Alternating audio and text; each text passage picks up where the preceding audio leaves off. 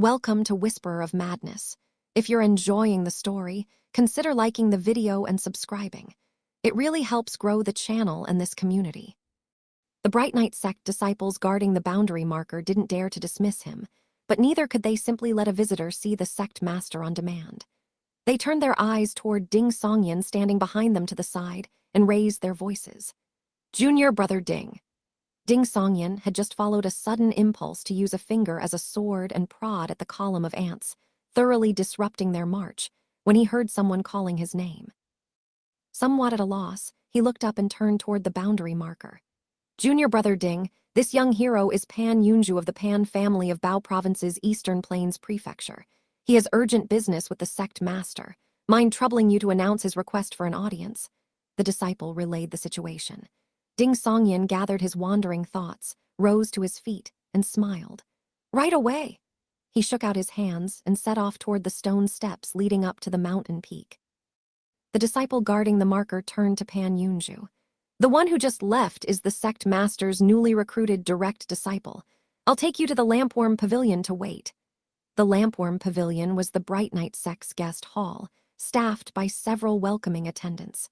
Pan Yunju gave a small nod and handed over the blade at his waist. Ding Songyan climbed the rain-damp stone steps, scattered with fallen leaves, all the way up to the Hall of Myriad Stars near the mountain's peak, where he found his master Tao Wenshu in the purple forbidden chamber. A steward of about 40 had just taken his leave. Steward Gao, who oversees the ironworks west of the city. Tao Wenshu, wearing her iron crown, rubbed her temples on both sides and said to Ding Songyan, There are external affairs elders to handle the various mundane matters, but as sect master, I cannot simply wash my hands of it all. Dingjiang Prefecture had long held a reputation for rich ore, fine iron, and superior weapons. The unbroken line of ironworks stretching west of the prefecture city either belonged directly to the Bright Knight sect or had long since come under its patronage. It was one of the sect's most important sources of income. Those with ability carry the burden. Ding Songyan offered his habitual flattery, then reported what had happened at the boundary marker. Tao Wenshu brushed a loose strand of hair at her temple with her fingers, thinking it over. I have not heard of the Pan family of Eastern Plains, but if Pan Yunju took the trouble to emphasize it, he would not do so without reason. Could he be a descendant of the Pan clan, one of the great surnames of the realm from centuries ago? The Bright Knight sect master, clad in her star-scattered black robe, rose to her feet and paced a few steps. I should see him. She at once instructed a disciple standing watch outside the purple forbidden chamber to fetch Pan Yunju, then turned to Ding Songyan with a smile. As it happens, I have a moment to spare. Have you run into any difficulties in your training recently? After raising several questions about his martial cultivation, Ding Songyan said with mild puzzlement, Master, I was reading a book last night that mentioned the sage severing way. It said that every practitioner of the Sutra of Celestial Heart Wisdom within the sect must sever mortal bonds. Does that not mean there is often master patricide? Why must it be that way? I have never read the Sutra of Celestial Heart Wisdom, so I cannot say why they do it.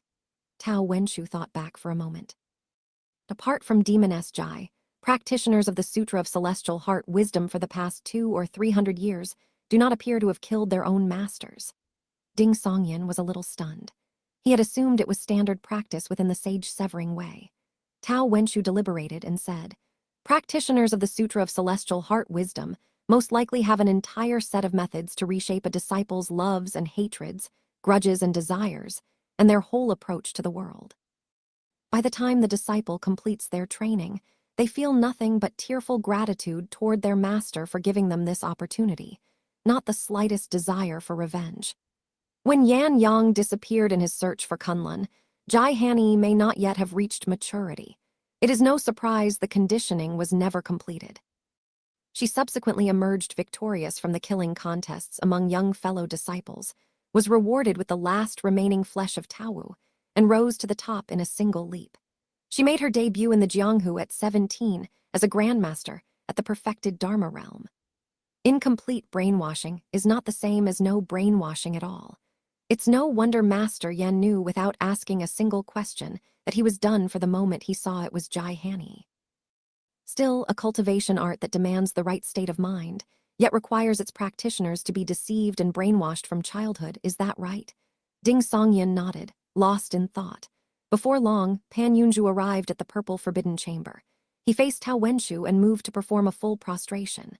Young hero Pan, I cannot accept such a grand greeting. Tao Wenshu quickly stepped aside.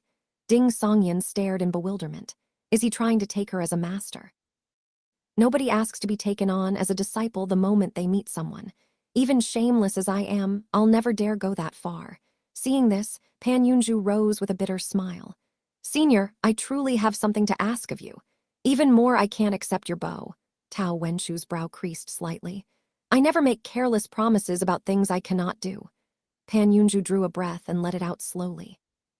Sect Master Tao, I understand as a junior that you keep your word, and you have never made empty boasts. He steadied himself and continued. Long ago, Emperor Zhuangsu commanded Zhang and Li to divide heaven and earth, severing the passage between gods and men. Li descended to the earth and begat Yi, and Yi's descendants bore the three surnames Xing and Pan. They cultivated the myriad stars canon and the 12 resolutions of time. At this, the corresponding passage from the secret classic of mountains and seas surfaced naturally in Ding Songyin's mind. Yi, the result of consuming it, summon the myriad stars, assist the sun and moon, divide time and fix the hours, establish order and clarify sequence. Seeing that Tao Wenshu had not interrupted him, Pan Yunju went on. When the 100 clans rose in rebellion and the dynasty made its southern migration, our three surnames also suffered the calamity of extermination. The Xing'an lines both had their lineage cut off entirely. Only a branch of the Pan family escaped south of the Great River and took refuge in Eastern Plains Prefecture of Bao Province. This is very much like the Bright Knight sect, nearly wiped out in that catastrophe more than 250 years ago. Ding Songyin's brow shifted slightly, and he couldn't help glancing at his master. As it happened, Tao Wenshu was already looking at him. The same question had occurred to both of them. The Bright Knight sect fell from the top ranks because its arts were special, and it was targeted by heretic factions. It had only barely managed to rebuild.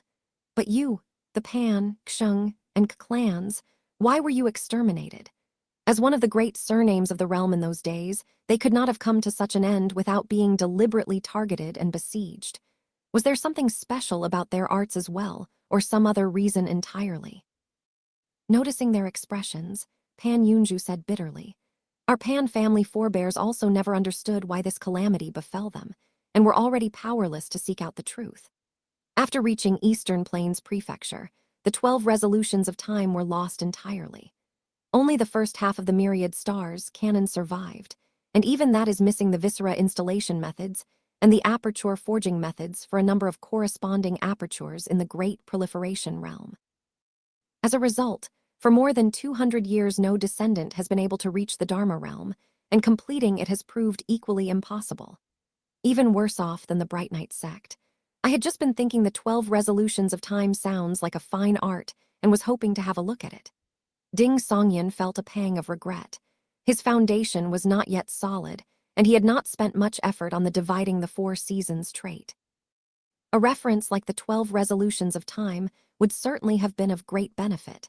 Tao Wenshu had already formed a rough guess as to what Pan Yunju was seeking. She listened to the rest while turning the matter over in her mind. Since reaching the Great Proliferation realm, I have wandered the Jianghu continuously, seeking a way to complete the myriad stars canon. Pan Yunju's expression grew increasingly grave. By a stroke of fortune, I came to know several disciples of your sect, and noticed that the celestial stars scripture and the myriad stars canon bear a strong resemblance to each other. Later, through them, I learned of your sect's work passing the flame from generation to generation to restore the celestial stars scripture and the candle-lit Nocturne Sutra. Hearing this, my heart surged with excitement and longing, and greed took hold in me, one that I had no right to feel. With a thud, Pan Yunju dropped to both knees again and drew a book from his robe. I am willing to offer up the myriad stars canon to help your sect perfect the celestial stars scripture. I ask only to be accepted into the sect, to be permitted to use the celestial stars scripture to complete the myriad stars canon, and to teach my clanspeople after the myriad stars canon is completed. If I ever leak the celestial stars scripture to outsiders, I will accept death by the sect master's sword. offering up the myriad stars canon outright. He's going all in. Ding Songyin looked at Pan Yunju and felt the force of an absolute, unshakable resolve. Tao Wenshu gave a soft sigh. Young hero Pan, please rise. If you find that the celestial stars scripture cannot complete the myriad stars canon after joining the sect, then what? That was the crux of it. Pan Yunju rose to his feet. Several expressions crossed his face before he said in a low, steady voice, I will have no regrets. He exhaled and continued. For more than 200 years our forebears tried again and again, and every attempt ended in failure. By now every member of my clan has accepted their fate. I alone refuse to. Even if I were to walk to the ends of the earth and die by the roadside, I would have no regret. Your sect may be the only hope I will ever have in this life. Even if I come away empty-handed, I am willing to call myself a disciple of your sect and render whatever humble service I can. Tao Wenshu considered for a moment. This is not a decision I can make alone. I must consult the grandmasters within the sect. Please stay at the Lampworm Pavilion for a few days, young hero Pan. Sect Master Tao, please look through this manual first. It contains every chapter of the myriad stars canon from body tempering through aperture refinement. With your martial insight, you may be able to identify the similarities between the two arts. Pan Yunju held out the book. He was afraid that mere words would not be enough to convince them. The Bright Knight sect would need to provisionally confirm that the myriad stars canon could improve the celestial stars scripture before any further discussion could take place. With the sect's succession and the obsession of generations of forebears at stake, Tao Wenshu did not decline. She accepted the book and began reading through it carefully. Her face was bathed in the golden sunlight streaming through the window, her expression intensely focused. Pan Yunju waited in anxious suspense. A full quarter-hour passed before he saw Sect Master Tao pass the opening portion of the myriad stars canon to the disciple standing beside her. Take a look as well, Tao Wenshu said quietly to Ding Songyin. With her abilities, determining whether the qi circulation and aperture refinement methods of the myriad stars canon were compatible with the celestial stars scripture was not overly difficult, but it would take a month or two of analysis and experimentation. Yesterday, however, she had heard from her martial uncle, Wang Zhou, that Ding Songyin had achieved full aperture refinement in 2 hours. In that light, manifesting the way and its virtue was exactly what the present task called for. When the master has need, the disciple does the work.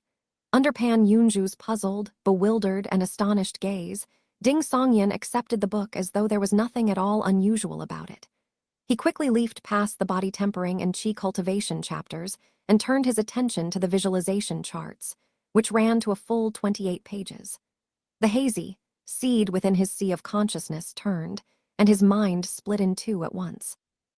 He turned the pages of the visualization charts with focused attention, committing them to memory, while simultaneously performing the visualization.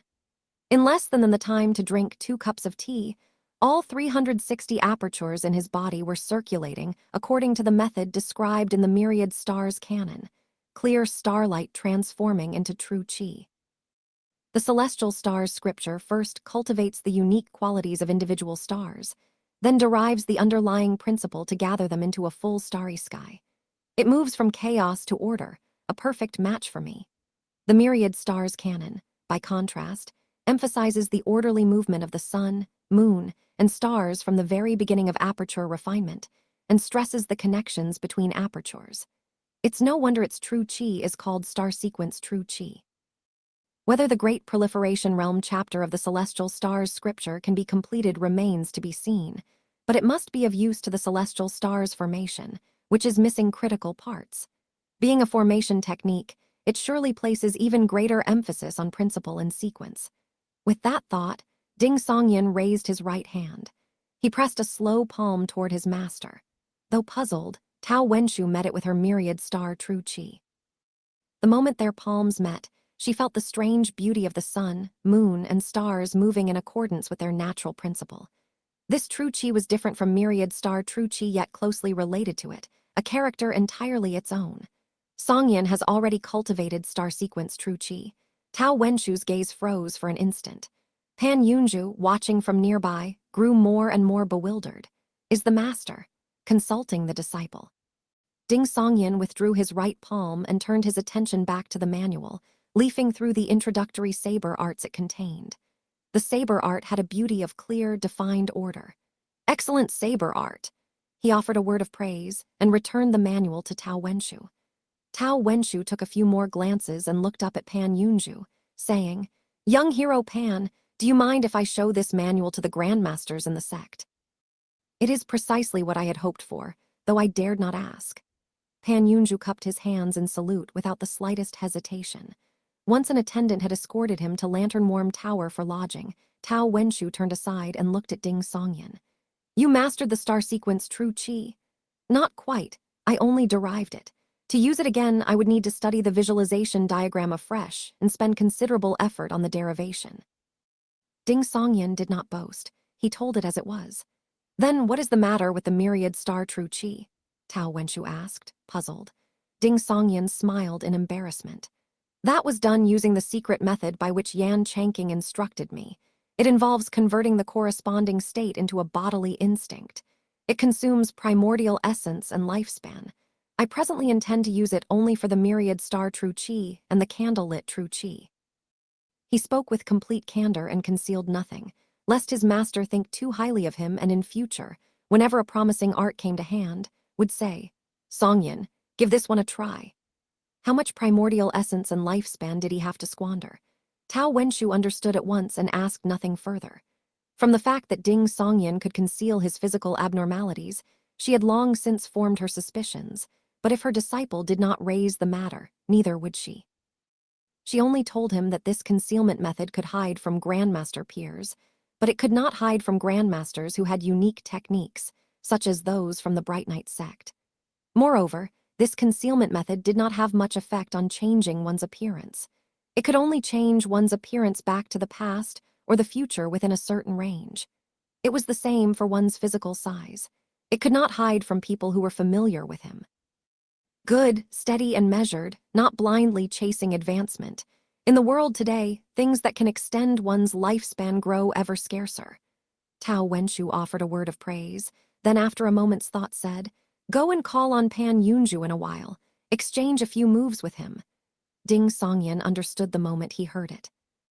His master had also noticed that the myriad stars canons establishing order and clarifying sequence passage might be capable of filling the critical gaps in the celestial stars formation, and this would be manifest in the techniques themselves.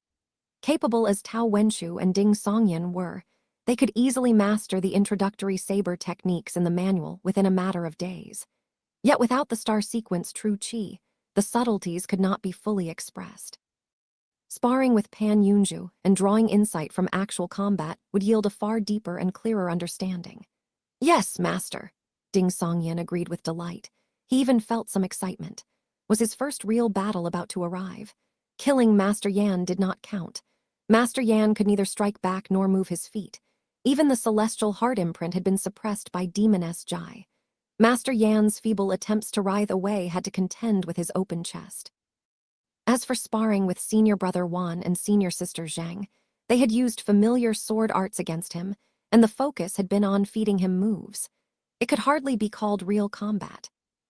Pan Yunju followed the attendant back to Lantern Warm Tower, climbing to the second floor of this timber and stone building, where he pushed open the window and gazed out at the vast expanse of the gently rippling alpine lake. His hands were still trembling faintly, a consequence of the overwhelming surge of emotion he had felt upon meeting sect master Tao moments ago. Others might not know, but he himself was perfectly clear that this visit to the Bright Knight sect was his last desperate gamble. For 3 years, he had traveled through every province of the great Zhao realm, gathering disappointment after disappointment, until disappointment had all but curdled into despair. He felt his own spirit of resolve beginning to drain away, on the verge of resigning himself to fate as his clansmen had done. Knock, knock, knock. A polite, well-mannered rapping reached Pan Yunju's ears. Pan Yunju, wearing a wanderer's headscarf and bearing an austere countenance, turned around. "Please come in." The door was slowly pushed open, and the one who walked in was none other than the personal disciple of Sect Master Tao from before. "Young hero Pan, is Lantern Warm Tower to your satisfaction?" Ding Songyan, dressed in tight-fitting black martial attire with his hair tied back in strips of cloth, cupped his hands in salute and began with pleasantries. Pan Yunju hastily returned the salute. I feel quite at home. Ding Songyin glanced around the room that was furnished with a bed, table, stool, and chairs, then smiled at Pan Yunju. Young hero Pan, I wonder if you might be willing to spar with me. Pan Yunju paused and did not answer at once. My master wishes to see whether the advanced saber arts recorded in the myriad stars canon might supplement our sect's celestial stars formation, and so has specifically instructed me to seek guidance from you, Ding Songyin explained with a smile. Such forthright sincerity, nothing left unsaid. He's truly worthy of being the personal disciple of Tao Wenshu, the sword of rectitude. Pan Yunju offered a heartfelt admiration inwardly. Joy surged up in him at once. The very fact that they wished to exchange moves showed that the Bright Knight sect had indeed taken some genuine interest in the myriad stars canon. This was wonderful news. What Pan Yunju feared most was that the Bright Knight sect would ask nothing, probe nothing, and simply send him back down the mountain after a few days. I too wish to witness the divine swordsmanship recorded in the celestial stars scripture, he replied swiftly. Then let us go to the training ground. Ding Songyin gestured toward the wooden staircase outside the door. Pan Yunju gave a slight nod and followed Ding Songyin out of the guest room, quietly sizing up his companion as they went. His first impression of this Bright Knight sect disciple had been that of someone no longer young yet still possessed of a childlike heart. The young man had been playing with ants beside the boundary marker. Later, when he noticed how much weight Tao Wenshu placed on this disciple's opinion, he had instinctively concluded the fellow was no ordinary person, and that his martial talent might be extraordinary in certain respects. After leaving the Lantern-Worm Tower and making their way toward the Dipper Mansion training ground, Pan Yunju set aside his dignity and asked with a smile, Young hero, I have not yet had the honor of learning your name. My humble surname is Ding, given name Songyin. Ding Songyin gave his true name and did not give a fake alias of Yan Changking.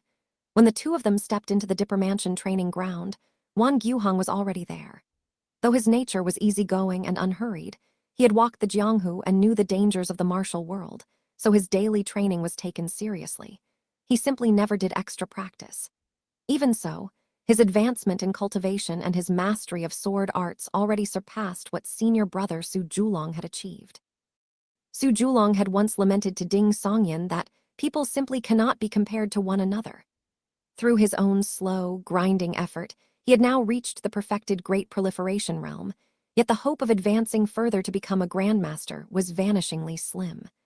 Of Tao Wenshu's 6 disciples, Wan Guheng was the one, other than Zhang Zhuxi, most likely to ever set foot in the Dharma realm. After exchanging a greeting with Wan Guheng, Ding Songyin drew a still-sealed longsword from the weapon rack and took his place at the center of the ground. Young hero Ding, what realm have you reached? I have completed extensive aperture forging, and though I have not yet been ranked by the Orchid rankings, I should be at the 5th rank, profound discerned. Since they were to spar, Pan Yunju naturally needed to know his opponent's strength. Otherwise it would be easy to make a fool of himself. Ding Songyin said in amusement, I just attained greater mastery of aperture refinement. Greater mastery of aperture refinement. Wan Guheng, who had already taken up his sword and was standing ready to watch his junior brother spar, very nearly raised a hand to dig a finger in his ear. Hadn't you only just begun aperture refinement yesterday? He doesn't speak a single word of truth, and a habitual pilferer to boot. He took my steamed buns. Only greater mastery of aperture refinement. Pan Yunju was somewhat taken aback. He had assumed that someone so highly regarded by sect Master Tao would be at least comparable to himself, at profound discerned. Yet as it turned out, the young man had not even entered the Great Proliferation realm. He must be older looking than his actual years. That makes sense.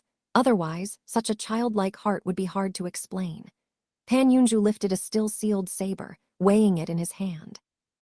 Then I will do my best to restrain myself to the aperture refinement level.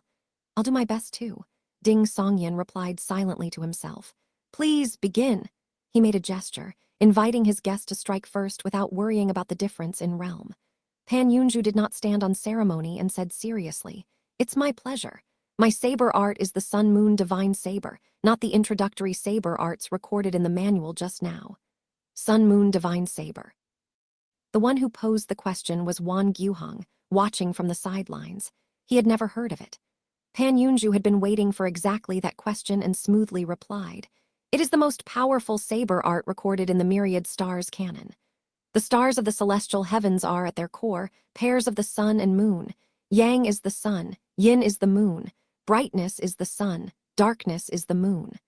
There's more to it than just the sun and moon. Of course, this place was originally a mythological world. Whether other astronomical phenomena even exist here remains to be seen. Ding Songyan did not try to force his knowledge from his previous life onto the present situation. Such things needed to be verified before they could be trusted. The first move is sun high at noon. Pan Yunju was clearly intent on demonstrating and feeding him the move. The words had barely left his mouth when he dropped low, stepped forward swiftly, and brought the saber in his hand, sweeping down in a full overhead chop at Ding Songyan. As the saber descended, it trembled in minute vibrations and made small, continuous adjustments, as though greeting the sunlight streaming in from outside the window, yet also as though concealing a multitude of variations. In an instant, the saber was suffused with golden yellow, reflecting a blinding glare that forced Ding Songyan to instinctively squeeze his eyes shut. The moment his eyes closed, Pan Yunju's saber abruptly accelerated and shifted direction by a hair, converting from a vertical chop into a diagonal slash. Though Ding Songyan's eyes could not see, everything within 20 meters of him was mapped clearly in his mind, each object brushed by the natural extension of his spirit. The saber's trajectory was no exception. Ding Songyan's longsword snapped forward and shot to the side like a flash of lightning. It was like the sudden burst of light that floods outward when a candle is first lit. Faint light in dark night from the piercing dawn sword art. Clang! Ding Songyan's longsword struck Pan Yunju's saber with precision, deflecting it with a deft application of force so that it veered off course. The saber's momentum wasn't reduced, it simply chopped into empty air. Derived from the 7 swords of candlelit night, faint light in dark night never sought victory through force. It wasn't dazzling, yet it cast warm light upon its small corner of the world, holding the darkness at bay. With Pan Yunju's move spent, a flicker of surprise crossed his eyes.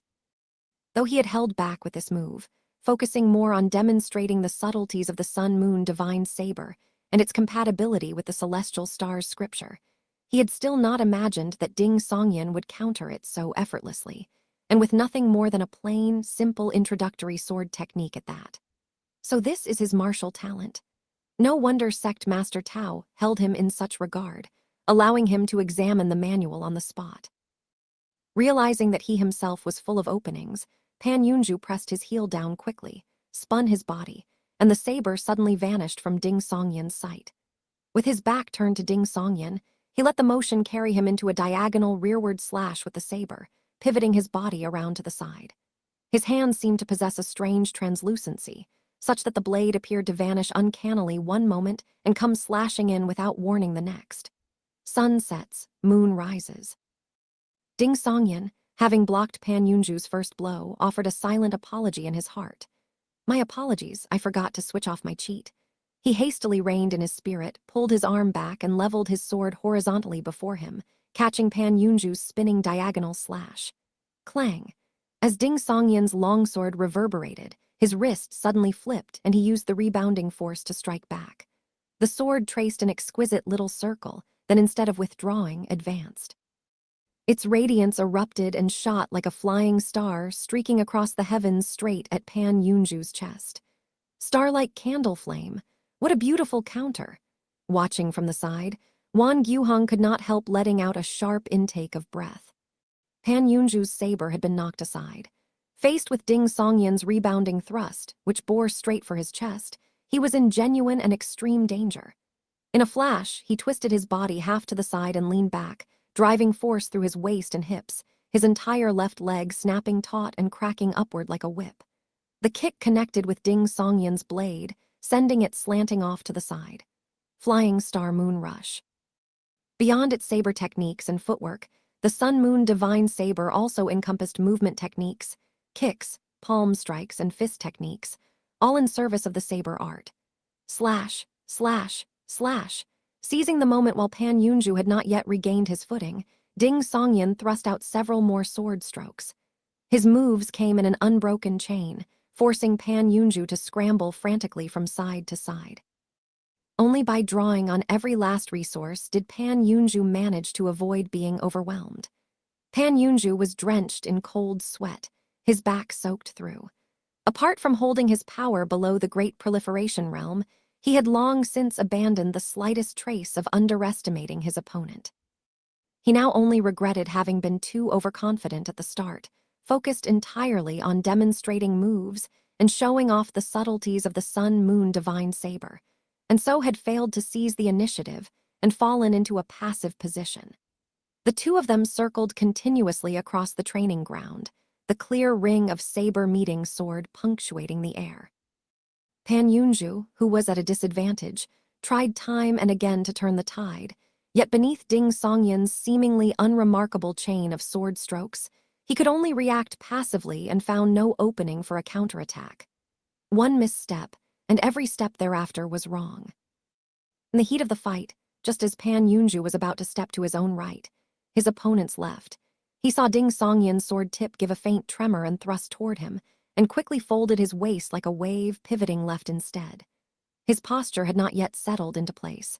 It was as though a bead of quicksilver lived inside him, perpetually ready to flow in any direction. At that moment, Ding Songyan's wrist turned and his longsword swept a half-circle, slicing toward Pan Yunju's left. Left support, right aid. Pan Yunju's heart clenched. He arrested his movement immediately and forced himself to halt in place. In the next instant, he saw Ding Songyan's forearm draw in toward his chest, compress to its limit, then spring outward. The longsword shot straight up the center, blazing into a bolt of brilliant, radiant lightning. Direct fall to the central palace. It lit up Pan Yunju's face and revealed an instant of total stillness. Time had not actually slowed. Rather, Ding Songyan's thrust had come too fast, and Pan Yunju, having changed direction twice in quick succession, could not catch his breath. He could only stand his ground and take the blow head-on, his whole body as rigid as a wooden carving. His saber was already held horizontally before him. In theory, there was still time to block Ding Songyan's thrust, but he was caught in that dead interval between his spent strength and strength not yet renewed, and might not have been able to deflect the attack. Pan Yunju gritted his teeth, twisted his wrist, and abruptly channeled his remaining star sequence true chi into the saber, igniting it. The saber's radiance erupted in an instant, like the great sun in its final moment, pouring out its light and heat with total abandon. Clang. Ding Songyan's swift and fierce thrust was knocked directly upward and deflected. Dusk on a terminus, one of the finishing moves of the Sun-Moon Divine Saber. Had Pan Yunju used it at his full Great Proliferation Realm strength, this move would have carried multiple further variations, its power far beyond what was shown here. The saber's blazing radiance was followed by utter dimness, but Ding Songyan was entirely unaffected by the fact that direct fall to the central palace had not landed. He continued sword stroke after sword stroke, as though that move had been nothing more than one ordinary thrust among all the rest. Even after unleashing dusk on a terminus, Pan Yunju could not escape his predicament. He was driven to keep changing direction while constantly trying to save himself. Wan Gyuhong, watching with his sword clasped in his arms, narrowed his eyes slightly and murmured to himself, "Is this still the piercing dawn sword art? Is this still the beginner sword art given to new disciples to practice?" It was plain and unadorned, neither subtle nor profound, yet every single stroke landed with exactly the right measure, perfectly natural and seamless. Pan Yunju cycled through the full repertoire of the Sun-Moon Divine Sabers moves one by one, holding on by sheer force of the saber art subtlety and his hard-won experience of Jianghu combat. Once again, just as he was about to move toward Ding Songyan's left, the longsword gave that faint tremor and thrust toward him, trying to force me to stop again so you can repeat that combo of killing moves. Pan Yunju instinctively ignored the thrust and treated it as a feint. His footwork continued as before. He kept moving. At that very moment, Ding Songyan drove force through his shoulder and pushed it forward. With shoulder driving arm, arm driving wrist, he instantly wrenched the concealed sword momentum back on course. It was still a thrust to the left, but faster and with greater force behind it. WH. By the time Pan Yunju thought to react, it was already too late. The sword flashed and came to rest against his chest. No way to dodge, no way to block. Ding Songyan pulled back his force in time, and the longsword held still, pressing no further. Though it was a still-sealed sword, had it truly struck at that speed, and with that force, Pan Yunju, who had restrained himself below the Great Proliferation Realm, would likely have blacked out. Watching from the sidelines, Wan Gyuheng could not help raising an eyebrow. "I thank you for the match." Ding Songyin withdrew his longsword and cupped his hands in salute. Pan Yunju looked down in a daze at his own chest and the saber in his hand, then returned the salute blankly. "Young hero Ding, the first time you used that move, were you deliberately misleading me into expecting only one variation?" Ding Songyin smiled and said, "The variation is too simple. If you had stayed on guard as you were at the start, it would have been very hard for me to land it. I could only use the move once as a setup first, so that you would no longer guard against that particular variation. Without the setup, how can there be a twist? Every deception requires groundwork laid in advance." What Ding Songyin left unsaid was that the first time Pan Yunju faced left support, right aid, he had not treated it as a feint. It meant that even if Ding Songyin had wanted to deceive him then, he had no opening to do so. However, if Pan Yunju had at that point treated left support, right aid as a feint while also staying wary of the variation, Ding Songyin would still have held back, laying the groundwork for the deception to come. If Pan Yunju had failed from the very start to guard against a feint turning real, Ding Songyin would simply have gone with the flow and ended the sparring match early. When the timing is right, false becomes real. Ding Songyin had to admit that he had known Master Yan Changqing for only a few days, yet had learned a great deal from him, in deceiving oneself as much as in deceiving others.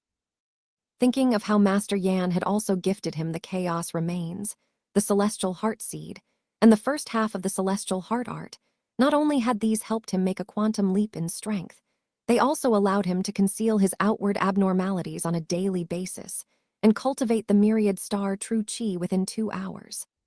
Ding Songyin could not help but marvel inwardly. Master Yan was truly a treasure trove.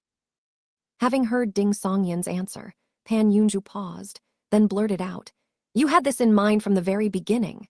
"Yes," Ding Songyin admitted without hesitation. This was a sparring match to test his sword arts, so of course he would try out every idea he had, including using deception in his sword. And the task his master had assigned was also accomplished. If the Sun Moon Divine Saber were adapted into a sword art, it would indeed complement the incomplete celestial stars formation. Pan Yunju could not help asking one more question. "Have you ever fought someone in a real battle before?" "Never." Ding Songyin was certainly not going to tell him the legendary story of an ordinary man killing a supreme master. Pan Yunju was silent for a few breaths, then spoke with a mixture of bitterness and longing. "Young hero Ding, you have boundless prospects ahead." Does he mean up to Grandmaster, or all the way to Supreme Master?" Ding Songyin grumbled silently to himself. He had intended to escort Pan Yunju back to the lantern-warm tower and stop by the Hall of Myriad Stars to report to his master. But Pan Yunju took the initiative to suggest strolling about the area and taking in the scenery of Alpine Lake. Since every important location in the sect had strong disciples on watch, Ding Songyin did not stop him and stayed behind himself. Starting from first division of the 2 principles and ending with cradling the Teiji, he went through the entire 9 primal arts from start to finish, stretching his body. Just as Ding Songyin was about to head to the Hall of Myriad Stars, he suddenly felt a pair of eyes quietly watching him. He turned to the side and found senior brother Wan Gyuheng on the verge of speaking, then holding back, then on the verge again. After a moment, Wan Gyuheng squeezed out a smile. "Junior brother Ding, your thinking is quite good. Let's continue working on improvements to the Piercing Dawn sword art today." The Piercing Dawn sword art that Ding Songyin had just demonstrated surpassed all of Wan Gyuheng's expectations. Though it had not yet reached the level of the Northern Dipper Killing Sword or the 7 Swords of Candlelit Night, it was nonetheless impressively accomplished. It was usable even at the Great Proliferation Realm, and at the Aperture Refinement level of the human realm it could serve as a supreme art. Its advantage over those subtler, more profound sword arts lay in how easily it could be learned and mastered. Gladly. What Ding Songyin lacked most was experience, and Wan Gyuheng, having walked the Jianghu twice, had seen a great deal. Pan Yunju left the Dipper Mansion training ground and wandered in a daze along the shore of the Alpine Lake, until a faintly cool breeze brushed past him, and he gradually came back to himself. Though he had restrained himself below the great proliferation realm just now and had been overconfident at first, wanting to show off his saber art, in the fierce exchange that followed he had in truth drawn on everything he had ever learned. In that state, he had still lost. From the moment of his overconfidence to the moment he was put at a disadvantage, he had struggled perpetually on the edge of defeat, never once managing to claw back a single time. Sigh. No wonder Sect Master Tao holds young hero Ding in such regard. His talent for sword arts is truly exceptional. As Pan Yunju mused on this, a scene suddenly flashed into his mind, his first meeting with Ding Songyan. This personal disciple of the Bright Knight sect had been crouching beside some shrubbery near the boundary marker, watching ants crawl with complete absorption and reaching out to prod them. I thought at the time that young hero Ding simply had a childlike heart. Pan Yunju reflected for a while and murmured to himself, but thinking about it now, given his martial talent, that could not possibly have been idle play. There must have been a profound meaning in it. Without thinking, Pan Yunju walked toward the Bright Knight sect's boundary marker, crouched eagerly in the exact spot where Ding Songyan had crouched before, and began scrutinizing the still green weeds, the yellow leaves drifting down from the trees, and the insects crawling slowly by. He saw nothing of significance, but he believed that young hero Ding's behavior could not possibly have been without purpose, and so forced himself to pour in even more concentration. The two Bright Knight sect disciples standing guard at the boundary marker looked at each other, both wearing identical expressions of bewilderment. Could junior brother Ding's condition of daydreaming actually be contagious, like a plague? Young hero Pan had only just met junior brother Ding, and he's already like this. With Wan Guheng's assistance, Ding Songyan's refinements to the piercing dawn sword art accelerated considerably. In only half a morning, he had resolved all the outstanding questions left from the day before. The only problem was that the look Wan Guheng gave him grew increasingly strange, as though he wanted to pry open the top of Ding Songyan's skull and examine the contents thoroughly. Junior brother Ding, have you ever studied swordsmanship before? Wan Guheng finally could not help but ask. Ding Songyan shook his head. Never. Wan Guheng fell silent. Only after his junior brother had walked out of the Dipper Mansion training ground did he scratch his hair and murmur with self-deprecating resignation. People really cannot be compared to one another. Hall of Myriad Stars, Purple Forbidden Pavilion. Having heard Ding Songyan's account, the Iron Crown Tao Wenshu said mildly, "That is indeed worth discussing with the elders." The Bright Knight sect master then picked up a longsword lying across her desk and handed it to Ding Songyan, sheath and all. She smiled as she spoke. "This is the reward I promised you. It was forged from a small amount of Kunwu bronze, 3 taels of dragonhead iron, a single northern abyss ice essence, and Dingjiang forged steel. It cannot compare to divine weapons like the 8 swords of Kunwu, but it is exceptional in its own right. It slices iron like it's mud, and its touch carries a deep chill. It complements the winter aspect of your dividing the 4 seasons perfectly." After he had formally taken her as his master, Tao Wenshu had told Ding Songyan that beyond the prizes he had already claimed, the sect would grant him 3 further rewards. First, on the pretext of his having handed over the secret classic of mountains and seas, he would be accorded the standing of a grandmaster that would be reflected in food, lodging, and daily provisions. Second, he would receive a long sword surpassing ordinary fine weapons, one that suited him. This required time to gather the materials and commission its forging. Third, while working out his own methods for aperture forging, Ding Songyan would be permitted to borrow from the cultivation teaching elders the aperture forging, meridian condensation, and viscera installation chapters of the Celestial Stars scripture, and the candlelit Nocturne Sutra, for reference with the condition that the precious scriptures could not be taken away, and that any later reflection could rely only on his own memory. It was never to be committed to writing. This was a treatment that even Tao Wenshu herself, as sect master, had never received. Those portions of the scriptures were normally held exclusively by the cultivation teaching elders who were senior members who had grown old and stayed permanently in the sect. Even the disciples, the cultivation teaching elders, personally cultivated knew only scattered fragments each, and could only achieve a comprehensive understanding after reaching a certain age and retiring on the mountain for good. Only then would they be considered fully trained. At the time, Ding Songyan had finished listening and immediately felt a measure of pressure. What's this? This is the hope of the entire sect.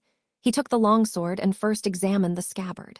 The scabbard was a deep black, neither quite like metal nor quite like wood, engraved all over with patterns like murals.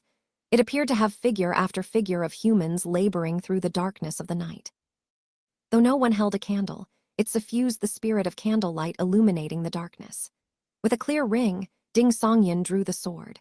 The blade was a meter long, crystalline and translucent, as though forged from ice and snow. Its edge carried a deep, penetrating chill as much frozen as it was sharp. Within the near-transparent blade, a streak of crimson burned like fire, like a hearth flame in a world of ice and snow, warming its tiny corner and bringing life. The sword possessed both the quality of winter and the spirit of a candle-lit night. Ding Songyan made a casual flourish with the sword and immediately felt a cold emanate around him, as though the world had jumped straight to late autumn. He sent a slash toward the wooden window from a distance, and behind him, a scene of frozen earth and blanketing white snow materialized. The air seemed to freeze. An insect on the glazed window beat its wings as it was about to take flight, yet it moved with excruciating slowness, as though crushed by the frost. Its slowness against the sword's speed created a dizzying contrast for anyone who witnessed it, stirring a sensation of churning lifeblood. This was what it meant for time's light to fall into chaos. Briefly halting the flow of time is beyond my reach, but with the meaning of winter, there is plenty that could be modified when it comes to speed. Given time, if I can reach the Heaven Man realm, or even set foot in the Spirit Platform realm, a single sword stroke might freeze even the light of time for a brief moment. Ding Songyan had already fallen completely in love with the sword in his hand. Beyond being powerful and perfectly suited to him, it was also extraordinarily beautiful. No name has been engraved, think one up yourself, Tao Wenshu smiled. Only then did Ding Songyan notice that the crystal-like blade bore no inscription, only the black iron hilt read, 8th year of Jianwu autumn, Xingheng, forged at Beiyaping Lane, Dingjiang Prefecture. Xingheng? Ding Songyan had not expected the swordsmith to be someone he knew. Isn't that fellow a mechanic artisan? He has so many talents. I had originally intended to request Xingheng's father to forge it, but his health has been poor and he has not yet recovered. As it happens, Xingheng has fully inherited his father's skills. Tao Wenshu offered the explanation, then asked, "Are you satisfied with this sword?" "I'm very satisfied, master." Ding Songyan thought for a moment. "I'll call it Frostshade." He sheathed the blade, held Frostshade in hand, and bade his master a cheerful farewell before returning to his clifftop dwelling. Officially, he had already begun aperture refinement, which meant he was now permitted to carry a weapon on his person within the sect. After lunch and a nap to restore his energy, Ding Songyan was greeted by Zheng Zhuxi's knock at his door. The young woman wore her hair in a simple upswept bun fastened with a celadon jade pin, dressed in a lake blue front-fastening jacket over a pale green gauze skirt. She held her longsword sheathed in its golden red scabbard in hand. She smiled brightly at Ding Songyan. "Junior brother Ding, do you have anything you need to attend to?" "I've been waiting for you, senior sister." Ding Songyan picked up Frostshade as well. Both were very fast on foot, and with their cultivation arts, the path down the mountain was as easy as flat ground. Before long, they arrived at Alpine Lake Town, with its tall encircling walls. Only a squad of Bright Night sect disciples stood guard at the gate. There were no soldiers or constables. In Alpine Lake Town, sect rules took precedence over civil law. Matters were generally handled by the Bright Night sect's disciplinary hall. If the disputes involved outsiders or were serious crimes involving a disciple, jurisdiction was handed over to the nearest county yamen. Amid a chorus of warm greetings, Zheng Zhuxi led Ding Songyan through the gate.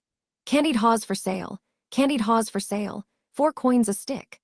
A surge of various hawking cries poured into Ding Songyan's ears. From a tavern not far away, the languid notes of a zither drifted out, accompanying the song, "1,000 Years of Waiting."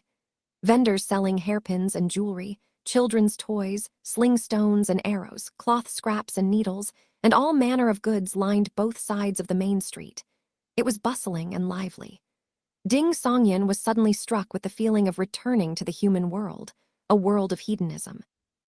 More than a month of secluded mountain cultivation had made him almost forget what the bustle of the world looked like. His spirit gradually relaxed and expanded, and a wordless joy rose up in his heart. How does it feel? Zhang Zhaxi tilted her head and smiled. It's as though my whole self has settled in an instant. Ding Songyan described the feeling in words that were not quite right but near enough. Zhang Zhaxi nodded in satisfaction and said sweetly with her dimples showing, Knowing you feel that way, I can rest easy as your senior sister. Junior brother Ding, being single-minded about martial arts and working hard at training is good, but the way of the cultured and the martial requires a balance of tension and ease. Always being wound tight and always living apart from others will cause problems for one's character and be detrimental to long-term cultivation. Ding Songyan was stunned. Senior sister, you asked for my help, but actually you were looking for an excuse to bring me back to the mortal world and let me unwind. Zhang Zhaxi's dimples deepened, and she tilted her chin up slightly. A senior sister's guidance covers more than just techniques and cultivation methods.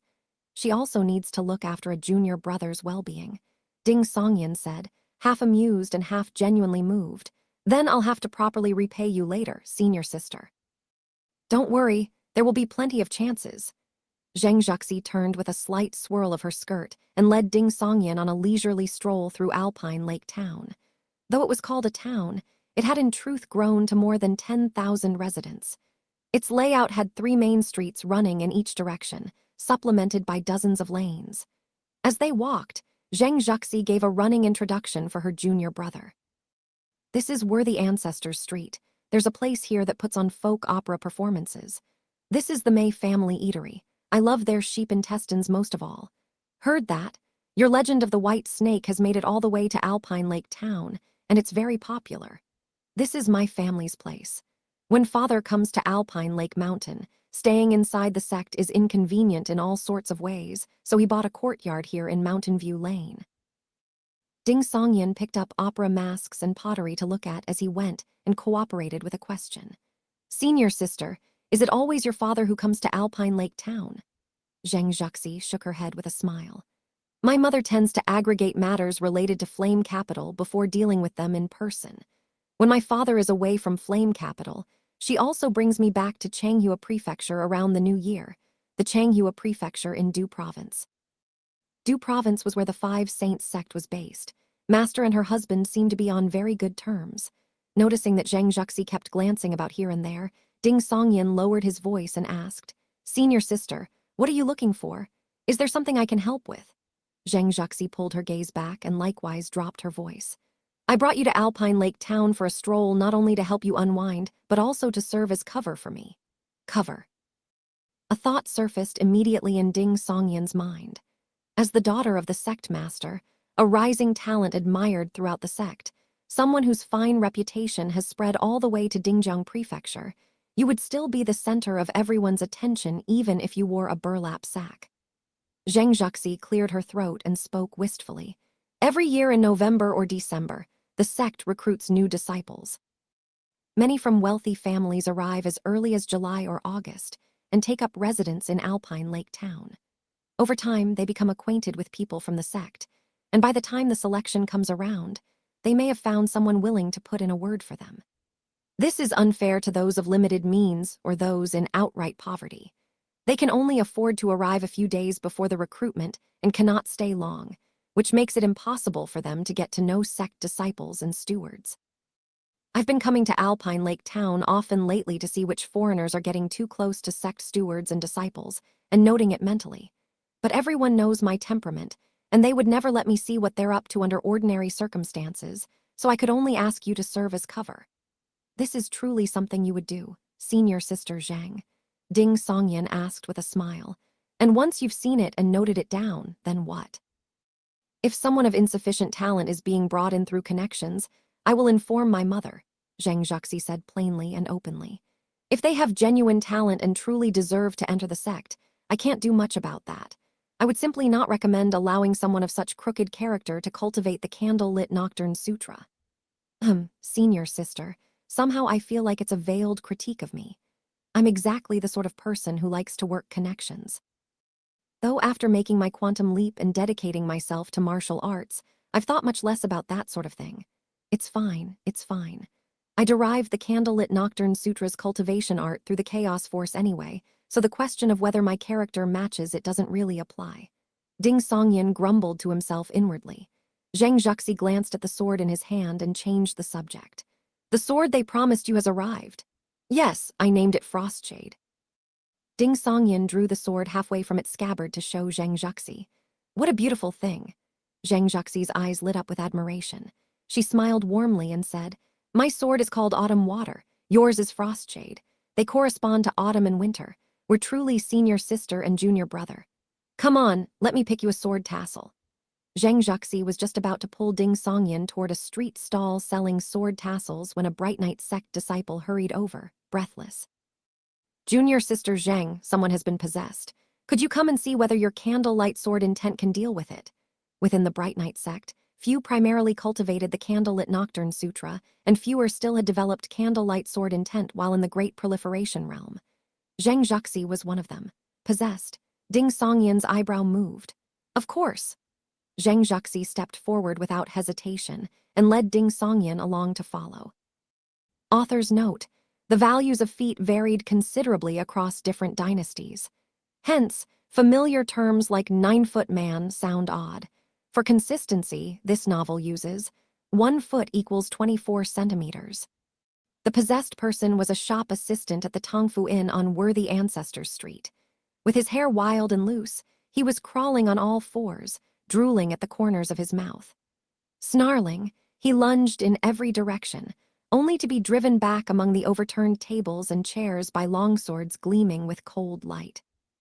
Most people in Alpine Lake Town were Bright Knight sect disciples, including the inn's patrons, so they had been able to contain the possessed man in time and prevent him from harming anyone.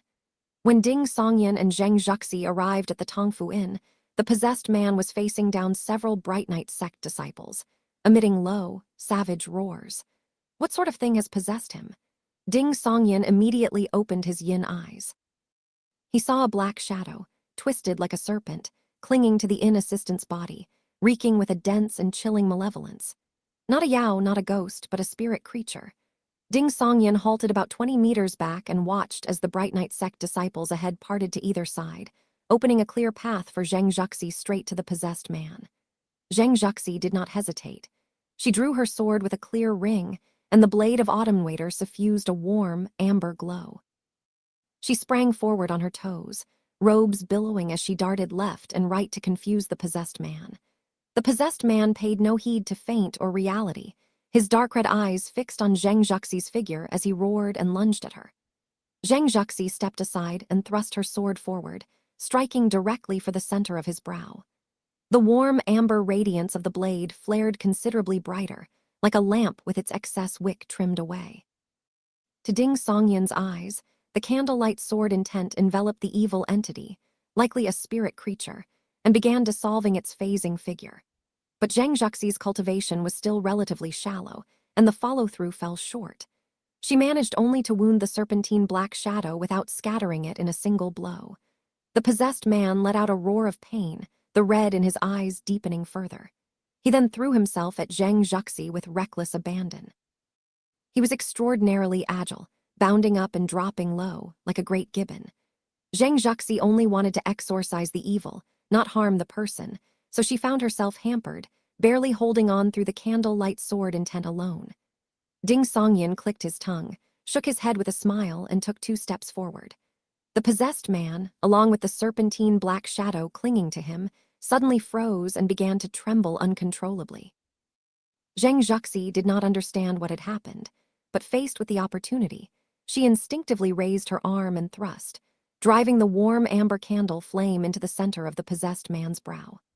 The serpentine black shadow let out a soundless shriek and rapidly dissolved into the deep penetrating amber radiance and the formless, massless dark chaos. The possessed man shuddered several times and collapsed limply to the floor, his face and brow drenched in cold sweat. His eyes had cleared, but he was utterly bewildered, with no idea what he had just been through. As expected of junior sister Zhang, candlelight sword intent truly is superior when it comes to piercing the dark and subduing evil. Junior sister Zhang made it look effortless. Seeing the matter resolved so smoothly, the Bright Knight sect disciples who had gathered around burst into a chorus of praise.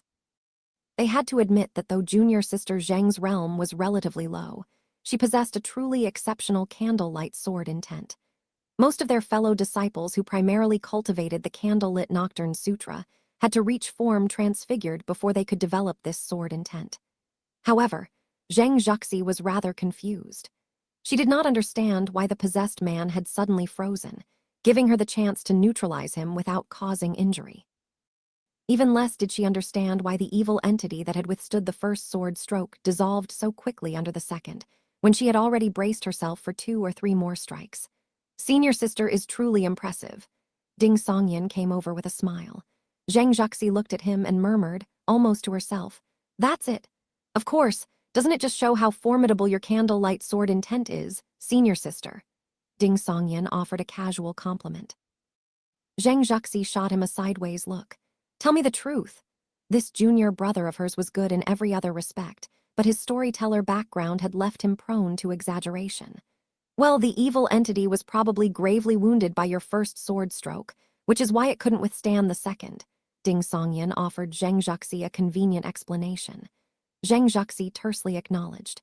"It was gravely wounded, which is why it suddenly stopped." "Exactly so." Ding Songyin hastily confirmed it for her. Zhang Juxi suddenly leaned close to his ear and asked quietly, "Did you use your yin eyes?" She had already learned the full story of the Zhen household affair from her mother Tao Wenchu and from Ding Songyin himself, barring a few secrets. "Yes, a black shadow shaped like a serpent. I've never seen anything like it." Ding Songyin had encountered nothing similar in the underworld or in the secret classic of mountains and seas. He glanced around and found that the Bright Night sect disciples all had their attention on Zhang Juxi and the possessed man. No one was paying him any heed. Zhang Juxi, in her pale green gauze skirt, sheathed her sword and crouched down to help the possessed man up. Ding Songyin perceptively righted a stool so the man could sit on it. "Are you all right?" Zhang Juxi asked. Several of the higher-ranking or more skilled Bright Night sect disciples in the vicinity also came over, including the shopkeeper of the Tongfu Inn. He was a man named Qiu Tongfu, who had once trained in the Bright Night sect. When his 3-year term ended, no one had taken him on as a personal disciple, and he had been unwilling to continue as an entry-level disciple, which involved attending the small lectures every 3 days and the full lectures every 5. He had chosen to leave the sect and come down the mountain, opening this inn in Alpine Lake Town. The previously possessed man stared up at Zhang Juxi's fine, clear face as though speaking from a dream. "I'm all right. Thank you for saving me, heroine Zhang. How did you come to be possessed?" Zhang Juxi released her hands once she saw the man could sit steadily on his own. The man looked confused. "I don't know. It was like being in a dream. The first thing I saw when I woke up was you, heroine Zhang. What were you doing before you fell into the dream?" Ding Songyin spoke up. The nearby Bright Night sect disciples were quite surprised to hear this. Junior sister Zhang has always been assertive, yet she's allowing her junior brother to step in on her behalf. Zhang Juxi saw nothing wrong with it. She even found it entirely natural. To her, Ding Songyin was someone who had matched wits and courage against a supreme master and survived. In matters like this, his experience considerably outstripped her own. The man strained to recall and after a moment said, "I was tidying a guest room." "Which one?" Zhang Juxi pressed. "Earth Room 3, a guest had just checked out and the shopkeeper told me to clean it up." The man rubbed his head. "I was cleaning and then suddenly I couldn't remember anything." Zhang Juxi turned to the shopkeeper and said, "Shopkeeper Q, please take us to Earth Room 3. Senior sister, you really are audacious. You're just a 6th rank anomaly manifested after recently entering the Great Proliferation Realm, and you're pressing ahead with the investigation like this. Aren't you afraid of encountering something more dangerous? Though I suppose you do have grounds for confidence here in Alpine Lake Town. There may be no Grandmaster present, but there are Bright Night sect members at the 3rd rank, form transfigured, who could set up several celestial guardian sword formations if needed." Ding Songyin grumbled inwardly about Zhang Juxi. Of the Bright Night sect's 5 Grandmasters, one was currently stationed in Flame Capital on rotation, serving as a guest advisor to the Prince Kang of Zhao, Hong Jingyuan. His mother was a consort of the late emperor and also Zhang Juxi's paternal aunt. Another was the External Affairs Elder, who spent years at a time traveling throughout the great Zhao realm handling the sect's various business matters. Ding Songyin had yet to meet either of these 2.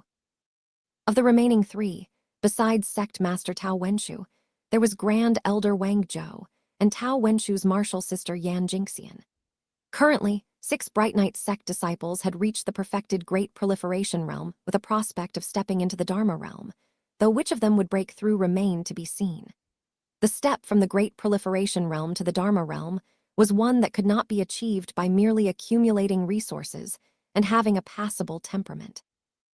Ding Songyan helped support the man and followed Zheng Zhuxi and shopkeeper Qiu Tongfu up to the inn's 3rd floor, where they pushed open the wooden door to Earth Room 3.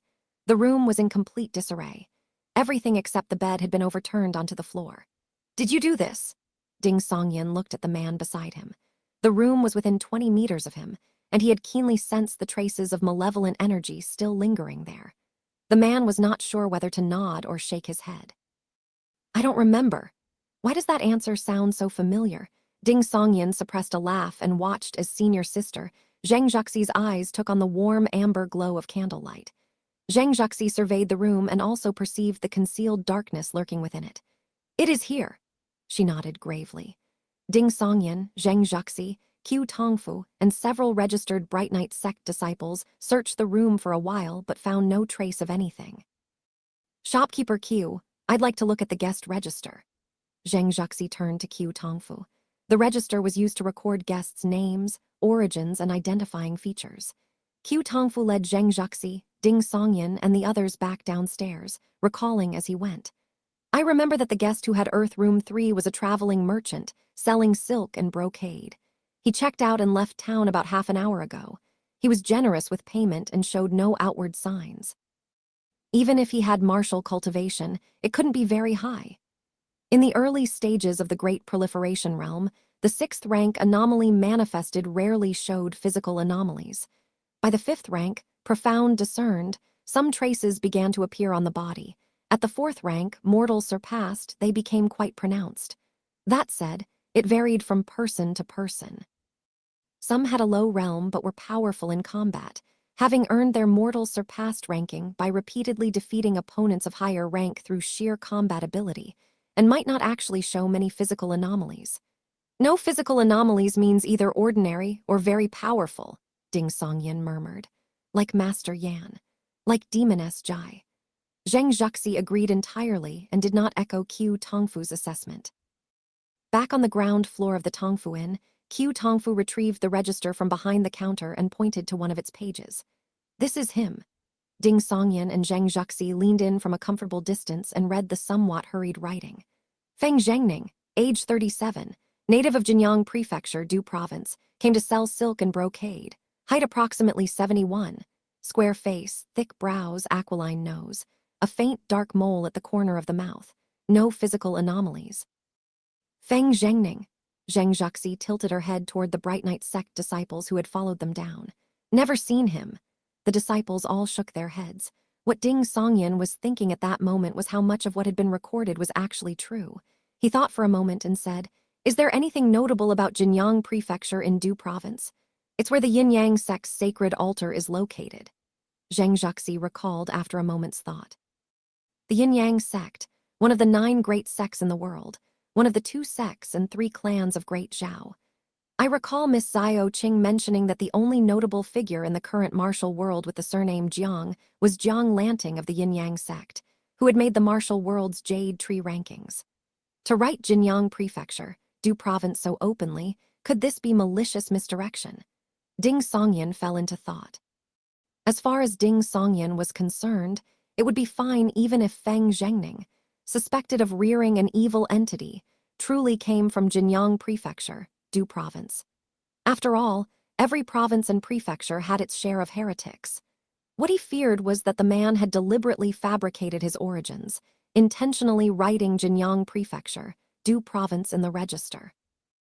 That would mean he perhaps knew that Ding Songyan had extracted the surname, Jiang, from the remnant soul of Yan Changqing, and that he might have some connection to whoever had obliterated Yan Changqing. His visit to Alpine Lake Town would then be a deliberate attempt to redirect any official investigation toward Jiang Lanting of the Yin-Yang sect. While Ding Songyan was still thinking, Zheng Zhuxi had already begun giving instructions in an orderly manner. Even though every Bright Knight sect disciple around her was a senior brother or sister, or even master uncles, all outranking her in seniority and martial cultivation. She handled the entire matter as a matter of course. She sent people to investigate who Feng Zhengning had contacted in Alpine Lake Town and what he had done, while she herself led Ding Songyan to one town gate, while other fellow disciples went to the other to confirm whether the fabric merchant had already departed. Upon inquiry, they learned that Feng Zhengning had left Alpine Lake Town through the west gate about half an hour ago, heading north along the main road and passing beyond the watch of the wall towers. The rest of the investigation is slow grinding work. The disciplinary hall will take over, Zheng Zhaxi said to Ding Songyan with a hint of disappointment. She promptly adjusted her mood and smiled. Come on, I'll treat you to cold drinks. Compared to up the mountain, Alpine Lake Town still held some lingering warmth of autumn. Shouldn't I, as the junior brother, be the one to repay the senior sister? Ding Songyan followed at her side and asked with a smile. Zheng Zhaxi's dimples made a shallow appearance as she said, You have no income within the sect. Hold on to those silvers you saved from storytelling. You may need them for aperture forging, meridian condensation, and viscera installation. Some of those cultivation resources are often in short supply even in the sect, and my mother may not have gathered them all. You'll need to seek them out yourself when you travel the Jianghu. Su Chang'an should have sold the legend of the white snake at a good price for me. Ding Songyan turned his gaze toward a tavern by the roadside, where a storyteller was recounting the tale of Lady by stealing the elixir of immortality, while a singing girl beside him plucked a pipa playing By Suzhen at the foot of Qingcheng Mountain. In the past month or more, Ding Songyan had not returned to the prefecture city, let alone seen Su Chang'an. If Su Chang'an was too unsophisticated to fetch the reserve price Ding Songyan wanted for the legend of the white snake, then Su Chang'an would have no choice but to voluntarily practice the 9 primal arts and the forward-reverse circulation. After all, the chaos-derived cultivation arts could accommodate everything he had learned so far. Then treat me when it's your turn to patrol the prefecture city. Zheng Zhaxi led Ding Songyan around the corner onto Greenwater Street, where they sat down at a small square table the Mei family eatery had set out by the road and laid their swords on the table. What cold drink do you want? She asked Ding Songyan. Ding Songyan glanced at the wooden signs hanging on the wall and smiled. Please recommend something, senior sister. I'm not very familiar with any of these cold drinks. Then I'll get you a bowl of sugar snowis with glutinous rice balls, and I'll have iced cheese. Zheng Zhaxi gave the instruction to the shop assistant, then turned to Ding Songyan. When the plum blossoms happen in winter, we should all find a chance to admire the snow while drinking snow-steeped plum blossom wine. The we she referred to were Tao Wenshu's personal disciples. The Bright Knight sect distinguished only between entry-level disciples and true lineage disciples. Entry-level disciples could not yet take a master, but were taught in rotation each day by true lineage disciples at the Great Proliferation Realm and by steward elders, with a grandmaster answering questions once every 10 days. After 3 years, Dharma Realm grandmasters and perfected Great Proliferation Realm powerhouses would select their personal disciples from among the entry-level disciples. If someone showed outstanding martial talent and was noticed by several senior members, that person could choose their master for themselves. A personal disciple was another way of saying true lineage disciple. The former was prefixed by the name of a specific master, while the latter was prefixed by the Bright Knight sect itself. There were of course those who skipped the entry-level stage and became true lineage disciples directly, like Ding Songyan.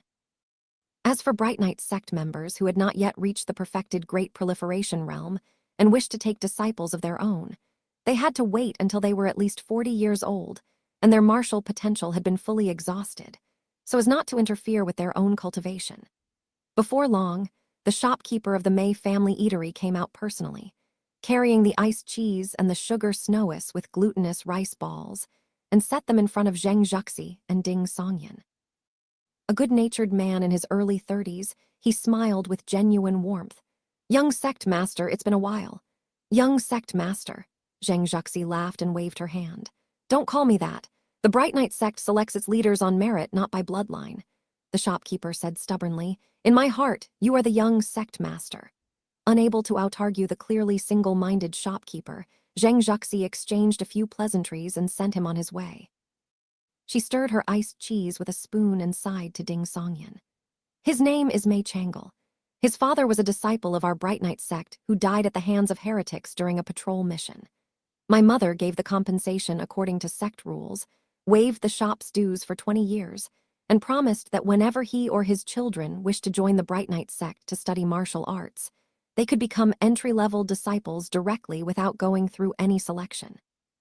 He is honest and straightforward, with no martial talent, so he turned the family shop into this eatery. No one expected that he would turn out to be so extraordinarily gifted at food. Because I come here often and he is grateful to my mother, he has always called me young sect master. All taxes and levies in Alpine Lake Town went to the Bright Night sect. The imperial court had no hand in it. This is the kind of sect that builds real cohesion. Ding Songyan scooped up a small glutinous rice ball with his spoon, along with some of the sweet syrup still laced with drifting ice crystals, and put it in his mouth. The rich sweetness of the sugar was tempered considerably by the cool chill, drawing it out into something more lingering. Paired with the chewy rice balls that left a sweet aftertaste, the whole thing instantly drove away the last of the autumn heat and soothed Ding Songyan's body and mind. Zheng Zhaxi's iced cheese was made from snow and ice combined with cheese and seasonal fruit juice. To Ding Songyan, it looked like an ancient version of ice cream, and it looked extremely delicious. As they chatted, Ding Songyan suddenly asked, "Senior sister, do you think Feng Zhengning deliberately left behind an evil entity to possess the inn assistant, or did he accidentally let it slip free, causing it to affect someone else?" "I don't know either." Zheng Zhaxi held the spoon in her mouth and mused. If it were accidental, that's not so bad. At worst, it's a heretic who rears evil entities but knows where to draw the line. If it were deliberate, he could well be a devil from the 21 heretical ways. If it were deliberate, what was he after? Drawing us into an investigation to mislead us about something? Ding Songyan voiced his suspicion. Zheng Zhaxi's eyes moved as she thought it over. Mislead us about what? She suddenly laughed. Junior brother Ding, you don't know enough about the 21 heretical ways yet. The sage-severing way is one of the more rational among them. Apart from its love of deceit, misdirection, and scheming, it has always operated with a modus operandi. But some of the heretical ways place doing evil above accomplishing anything, and will often expose their own whereabouts for the sake of doing evil, ruining whatever they had originally planned. If Feng Zhengning deliberately left behind an evil entity, it is more likely that his purpose was simply to do harm. There are heretics like that. Ding Songyan was somewhat surprised. People who harm others for no benefit to themselves. No, perhaps doing evil is a form of self-interest. Perhaps doing evil is part of tempering the heart and forging the self. Zheng Zhaxi scraped her small porcelain bowl clean of iced cheese before replying, "Yes." Take the accumulated evil way, for example. They are said to trace their lineage to Qianqi and are one of the upper 9, known for doing all kinds of evil and accumulating wickedness into a way. At this point, Zheng Zhaxi was suddenly stunned. There's a divine art that the accumulated evil way calls the demon swallowing evil devouring technique. Evil devouring evil. Did it not all fit together now? Qianqi. The corresponding content of the secret classic of mountains and seas surfaced in Ding Songyan's mind. Qianqi, bizarro. Its face resembles a tiger and its shape resembles an ox. With porcupine bristles and wings, its cry is like a howling dog. The result of consuming it: wards off demons, repels evil, commands the 8 winds, destroys faithfulness and annihilates loyalty, accumulates evil and dissolves gold. Is he someone with no obvious physical anomalies, or is he working for the accumulated evil way and gathering evil entities? Zheng Zhaxi sighed inexplicably. Cultivation arts like the sage-severing way that can conceal physical anomalies do exist, but they are not common. Many heretics and evil cultivators are able to blend into towns and do harm precisely because no small number of ordinary people and martial practitioners are willing to serve as their accomplices. While discussing the accumulated evil way, Zheng Zhaxi paid the bill and led Ding Songyan on a stroll, turning into Mountain View Lane. She pointed to a 3-courtyard residence and smiled. "Junior brother, I brought you here to learn where this is. You may need to spend New Year's here. My mother likes quiet, so there are only a few old servants in the house.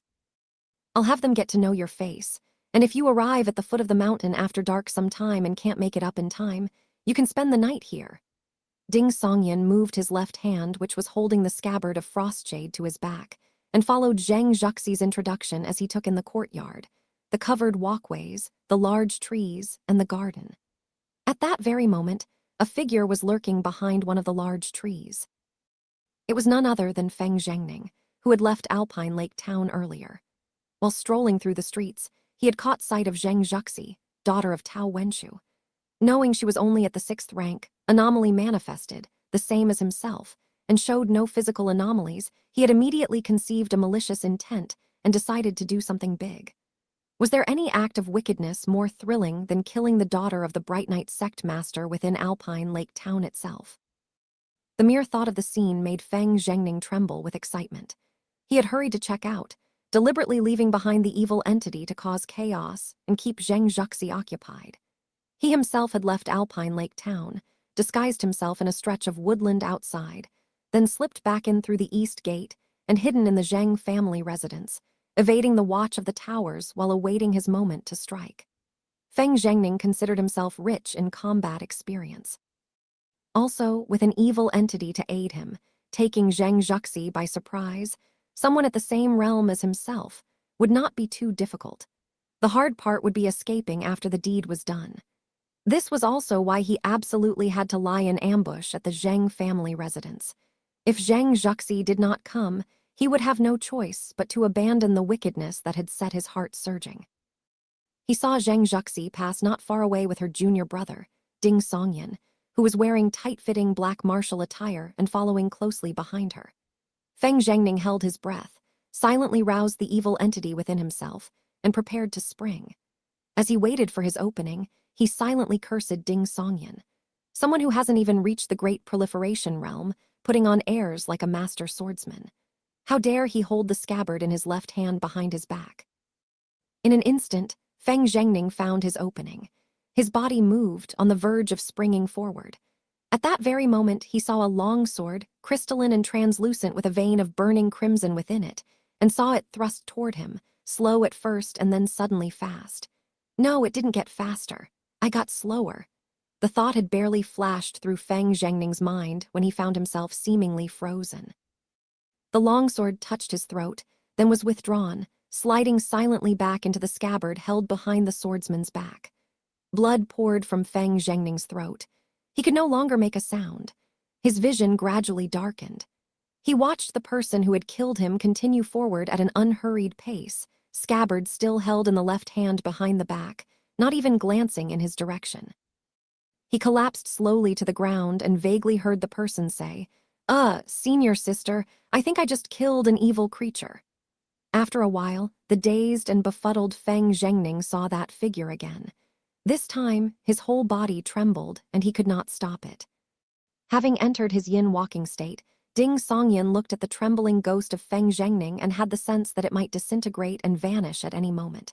He temporarily ignored Zhang Zhuxi's bewildered, astonished stare and addressed Feng Zhengning. "Where did you come from?" "Jinyang Prefecture, Du Province." Even the ghost's voice was trembling, its ominous chill almost entirely gone. He really is from Jinyang Prefecture, Du Province. Ding Songyan murmured to himself and asked, "What did you come to Alpine Lake Town for?" The ghost of Feng Zhengning looked at Ding Songyan with both dread and terror. "I came to investigate what happened in Dingjiang Prefecture City last month and find out exactly what the Sage Severing Wei did. I learned that you, the one who had posed as Jai Hanni's elder brother, had joined the Bright Knight sect, so I came to Alpine Lake Town specifically to wait for you to come down the mountain and find out more." Perhaps from having posed as a fabric merchant for too long, this heretic spoke in an oddly formal, bookish manner. "And you have what it takes?" Ding Songyan asked in amused disbelief. At the same time, he reflected inwardly, the ripples from the Zhen household affair have yet to settle. Concealing my strength was indeed the right call. Otherwise, who knows how many major heretics I might have drawn over. The ghost of Feng Zhengning fumed but dared not say so, and only replied in confusion, "I have yet to have any physical anomalies, which makes me well suited for investigating matters within a town." "Fair enough." Ding Songyan thought for a moment. "You deliberately left Alpine Lake Town and doubled back, all just to ambush me here." The ghost of Feng Zhengning shook its head blankly. "I came to kill Zhang Zhuxi." She is also an anomaly manifested and has little combat experience, a complete fledgling in the Jianghu. If I could kill the Bright Knight sect master's daughter within Alpine Lake Town and get away unscathed, I would make a name for myself throughout the world in a single stroke. As the ghost spoke, it grew excited again. Ding Songyin could not help glancing sideways at Zheng Zhuxi and found his senior sister with lips pressed tight and eyes cold with displeasure. She was clearly quite angry. "You're finished." "Senior sister Zheng is furious. Actually, you are already finished." Ding Songyin turned back to the ghost of Feng Zhengning. "You abandoned your mission, exposing yourself on a whim." The ghost of Feng Zhengning seriously answered. "Someone else can be sent to continue the investigation. How could I pass up such a rare opportunity to do evil? I even deliberately left behind the evil entity to create chaos." Knowing Zheng Zhuxi's temperament, she would certainly stay in Alpine Lake Town to help deal with it. That way, she might spend the night here, giving me time to leave the town with composure, circle back, and lie in ambush at the Zheng family residence. "You're from the accumulated evil way, aren't you?" Ding Songyin found it inexplicably funny. "Yes," the ghost of Feng Zhengning admitted it without hesitation. Under the suppressing power of banishing demons and warding off evil, it was growing ever thinner and more transparent. "He really is from there." Knowing the ghost was about to disintegrate, Ding Songyin asked the key question. "Where in Jinyang Prefecture, Du Province, do you live?" The ghost of Feng Zhengning shook its head rapidly. "I'm not from Jinyang Prefecture, Du Province. I went there to meet the evil envoy. He was the one who sent me to investigate what happened in Dingjiang Prefecture City." As it spoke, the ghost's translucent, pallid green face contorted in agony. Its body rapidly disintegrated, dissolving piece by piece, and in the blink of an eye, it was earth to earth, dust to dust. "He came from Jinyang Prefecture, Du Province, because that's where the accumulated evil ways evil envoy is." Ding Songyin withdrew his gaze in thought and looked at his senior sister beside him. Zheng Zhuxi, with the celadon jade pin in her hair, furrowed her brow slightly and looked at her junior brother with puzzlement. She pointed at the body on the ground. This man was in the great proliferation realm. Even if he had only just reached anomaly manifested, he is still beyond what someone at aperture refinement can compare to, and yet you killed him with a single sword stroke. My hand was itching, wasn't it? He had positioned himself too perfectly, and I was just wanting to try how it felt to use Frostjade's sword intent of winter against an opponent. Ding Songyin grumbled a reply or two inwardly. While yin walking just now, he had already been thinking about how to respond to Zheng Zhuxi's questioning, and spoke earnestly at once. "This man's cultivation art likely made use of evil entities, and I gained something from the Zhen household affair. I have some measure of power to suppress evil. What happened just now was that I suppressed the evil entity within him, which slowed him for a moment, and that was when I was able to stab him in his throat with a single stroke." This was true, but only part of the truth. Zheng Zhuxi paused, then understood at once. "Back at the Tongfu Inn, was it you who helped me suppress that evil entity? HMPH, and you deceived me into thinking my candlelight sword intent was so formidable that the first stroke had gravely wounded it." "Senior sister, I truly had no intention of deceiving you." Ding Songyin hastened to defend himself. "It was Master who told me not to speak of it. She said the matter involves the mystery of Kunlun, and that once it became known, no matter how I explained it, it would draw the covetous attention of heretics." Zheng Zhuxi glanced at the corpse on the ground. "And yet you still struck him down yourself. Did you think I was no match for him?" "No, no, no."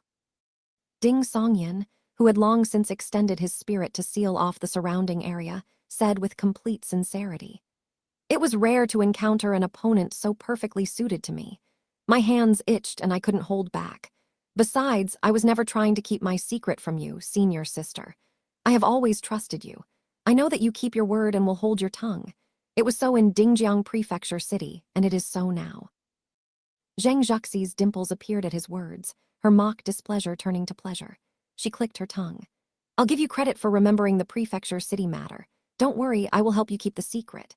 She then asked with lively curiosity, "Besides me and my mother, who else knows that you gained something from the Zhen household affair?" "The two grandmasters within the sect. Outside the sect, only Brother Ren Yaoyang of the True Spirit sect and Miss Su Qingli of the Celestial Maiden sect." The one person Ding Songyin did not mention was Jai Hanyi.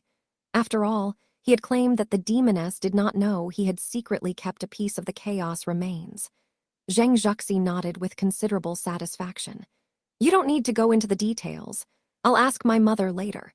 She has far more experience than you when it involves what can be said and what cannot.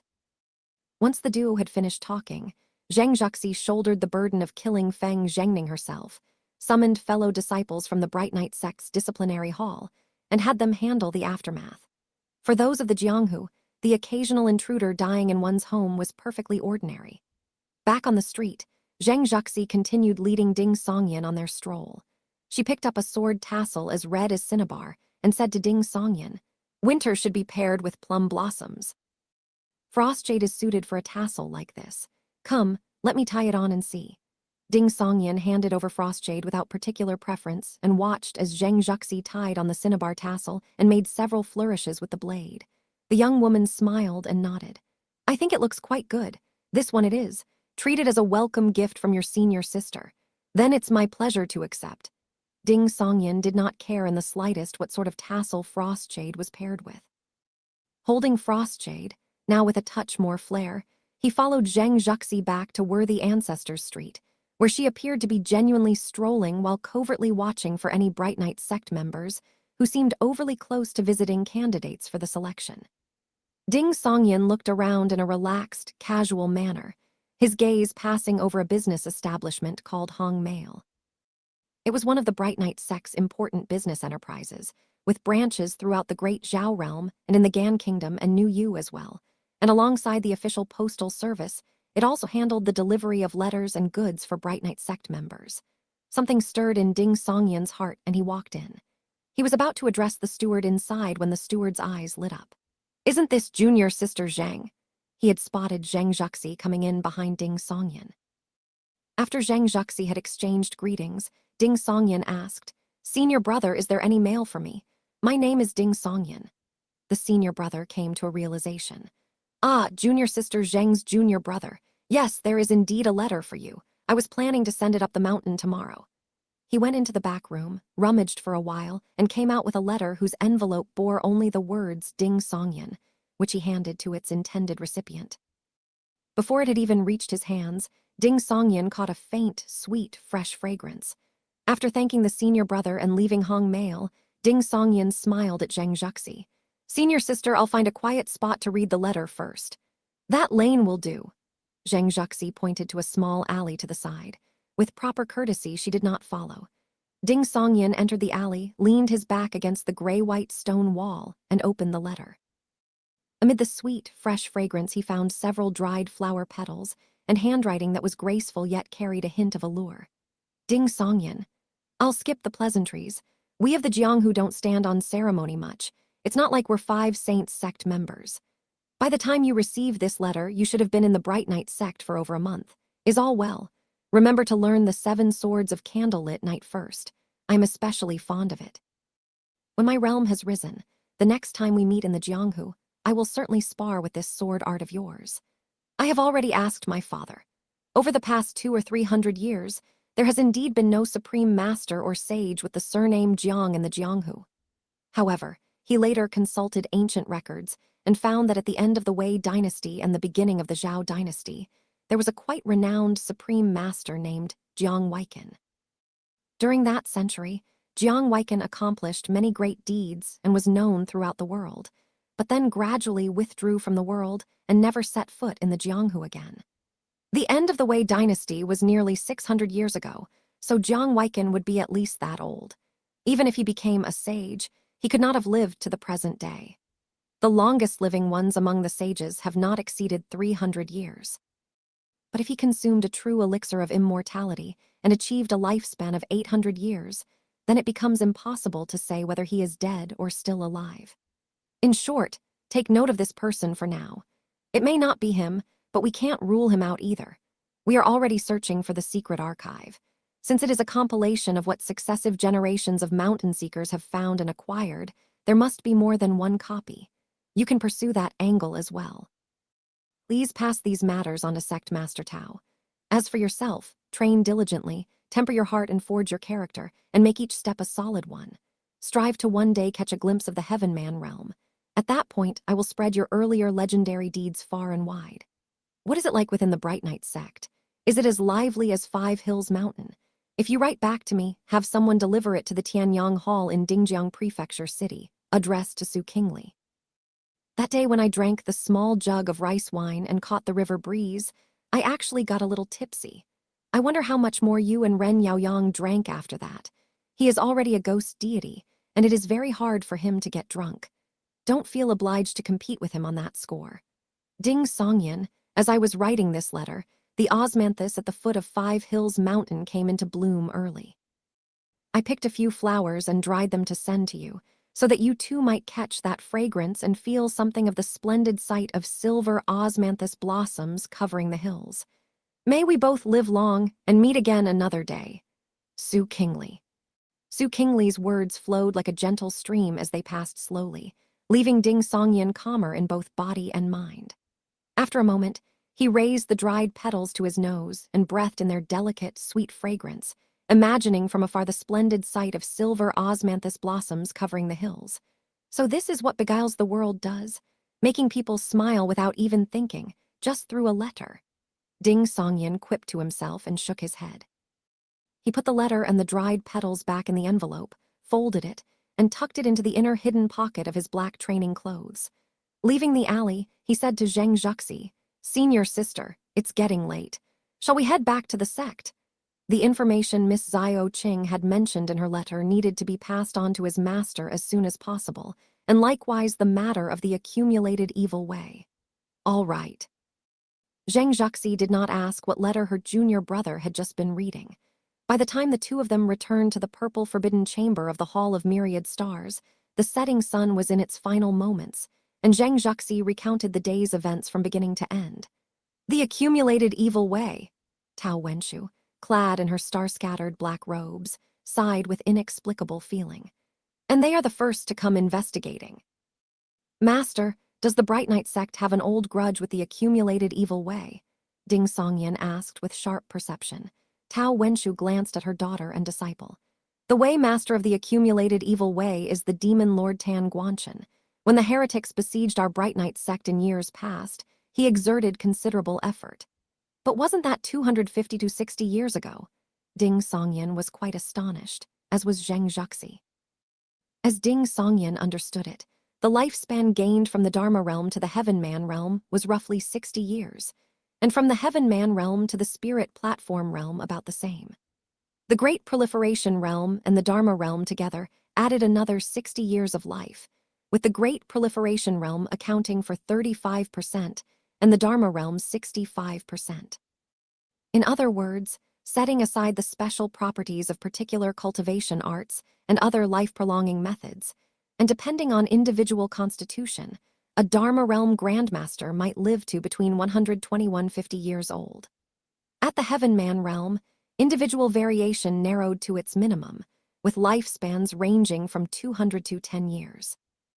Sages of the Spirit Platform realm could typically live to 270, and beyond that it depended on whether one's cultivation art had life-extending effects, or whether one had other means of prolonging life.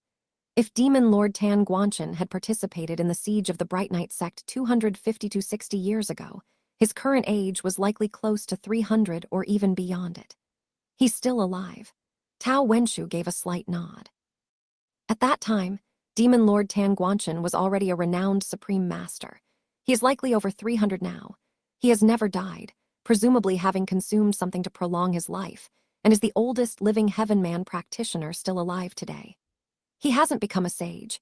It was the first time Ding Songyan had confirmed that beings over 300 years old actually existed in the world. This was indeed the Mountains and Seas realm, where elixirs of immortality existed. Seen in that light, it was not impossible that Jiang Weiqin, mentioned in Miss Zio Ching's letter, had also survived to the present day.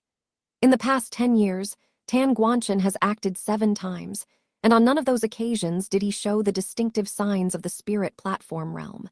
Those of the Jianghu still regard him as a supreme master. Tao Wenshu chose her words carefully. What the reality is, there is no way to know. Even if Tan Guanchen has yet to set foot in the Spirit Platform realm, he is not to be underestimated. Within the Heaven Man realm, Leaving aside counteracting situations, he is absolutely among the very best. The warning not to underestimate him was directed specifically at Ding Songyan. Tao Wenshu, herself only a first-rank spirit-resonated grandmaster, was in no position to underestimate Demon Lord Tan Guanchen. She was simply reminding Ding Songyan that if he ever reached the Heaven Man realm in the future, he must never underestimate this figure. Seeing that both her disciple and her daughter had nodded, Tao Wenshu added another reminder. The accumulated evil way has always been at odds with the sage-severing way, so they are bound to take an interest in Demoness Jai's movements. For now, they have not yet gone as far as suspecting that the Zhen household affair has any connection to the whereabouts of Kunlun. But this is a warning to us. Songyan, be careful with your words and actions from now on. Although their demon-swallowing evil devouring technique was suppressed by you, that is not the accumulated evil way's foundational art. Their primary cultivation is the accumulated evil divine art contained in the canon of accumulated evil, and the most distinctive technique within it is the molten gold finger, which can break through anything indestructible and imperishable. Indestructible as diamond, imperishable as gold, the molten gold finger of the accumulated evil divine art is formidable indeed. While Ding Songyan marveled, his gaze drifted deliberately to his senior sister, Zheng Zhuxi, beside him. Tao Wenshu could tell he had more to say, and turned to her daughter. You may return to Myriad Ravine's courtyard first. Zheng Zhuxi made no fuss about it, and left the purple forbidden chamber without ceremony. Only then did Ding Songyan speak. Master, Miss Su Kingly of the Celestial Maiden Sect sent me a letter through Hong Mail. He relayed the information about Jiang Weiken and the Kunlun secret archive almost in its entirety. What a sincere and good-hearted young lady, Tao Wenshu said with genuine feeling. She looked at Ding Songyan. I will report this matter to the Imperial Court tomorrow. For now, all the Bright Knight sect can do is cooperate in searching for the Kunlun secret archive. The Bright Knight sect master paused, then continued. Songyan, go and visit Pan Yunju shortly. Tell him plainly that the matter of supplementing the Myriad Stars canon with the Celestial Stars scripture is of great importance, and that we must first confirm he truly is Pan Yunju, and clarify the actual circumstances of the Pan family and his own movements and experiences over the years. Not only will we investigate ourselves, but I will also ask the Martial Prohibition Bureau in Flame Capital for assistance. Without 4 or 5 months, it will be difficult to reach any definite conclusion. If he is willing to wait, I will invite him to stay as a guest advisor for 1 year and provide him with suitable resources for his cultivation. If he is not willing to spend his time waiting, then the matter ends here, and you may see him politely off the mountain. With Ding Songyan's manifesting the way and its virtue in the picture, the hope the entire sect was pinning on him, Tao Wenshu had no intention of taking risks or rushing ahead in the matter of the Myriad Stars canon. As far as she was concerned, it would be great if the matter came together, and no great loss if it did not. Master truly acts with openness and integrity. Ding Songyan thought with quiet admiration and accepted the errand. Those fond of playing mind games tend to hold those who act with straightforward integrity in especially high regard. He went to the lantern-warm tower by the lake and knocked on the door of Pan Yunju's guest room. Pan Yunju opened the door, and upon seeing who it was, his face broke into a look of delighted surprise. Young hero Ding, what brings you here? Ding Songyan stepped inside and relayed what his master had just said, ending with, What are your thoughts, young hero Pan? Pan Yunju was quiet for a long moment before saying with admiration, worthy of the name, Sword of Rectitude, Tao Wenshu. Even without the invitation as a guest advisor, I would be willing to wait at the Bright Knight sect for a year. I have already waited years. A few more don't matter to me. Having said that, he gave Ding Songyan a deep bow. This is what I have always wished for, though I dared not ask. Then I'll call you Brother Pan from now on. You must be older than me, right? Ding Songyan looked at Pan Yunju's earnest, unassuming face and asked with some uncertainty. It was a habit of his to build rapport. I am 24, so yes, I am older than you, Brother Ding. Pan Yunju smiled ingratiatingly. If I trouble you in any way going forward, I hope you will forgive me. We'll spar plenty, Ding Songyan said with a smile. After enough rounds of sparring, I'll have a solid grasp of your sun-moon divine saber techniques, useful groundwork for whatever martial arts I create in the future. Bidding Pan Yunju farewell, He returned to his own small courtyard, lit the oil lamp, ate his evening meal, entered the meditation room, and spread out a sheet of paper. He thought for quite some time, then set brush to paper. Miss Zio Ching, the Bright Night Sex Mountain is tranquil and secluded, yet it is a place of peace. There is a great lake here, misty and boundless, a vast expanse of blue-green. In the last light of the setting sun, the waves seem to catch fire, while green reflections shimmer within, akin to the verse, half of the river rippling, half in red aglow. I train every day without fail and have thoroughly mastered the Bright Night Sex introductory sword arts. Once I complete aperture refinement, I can begin practicing the 7 swords of candlelit night. When that day comes, I shall illuminate the great void with candle flame. Master Tao is open and upright, holding firm to rectitude, and has her own insights into the martial arts that I have gained much from. Senior brother Su Julong is a man of honest and loyal character, but worries too much. He's a good elder brother, yet hard to truly befriend. Second senior brother Wan Gyuhung is indolent and easygoing, and being around him feels relaxing and casual. Junior senior sister, Zheng Zhuxi, takes quite after her mother, generous and frank, yet even warmer. You must have heard of her when you were in Dingjiang Prefecture City. She is proud in temperament and somewhat assertive, yet she has empathy and can understand others, and has taken good care of me. I sold The Legend of the White Snake to a storytelling guild. There is already someone performing it at Alpine Lake Town at the foot of the mountain.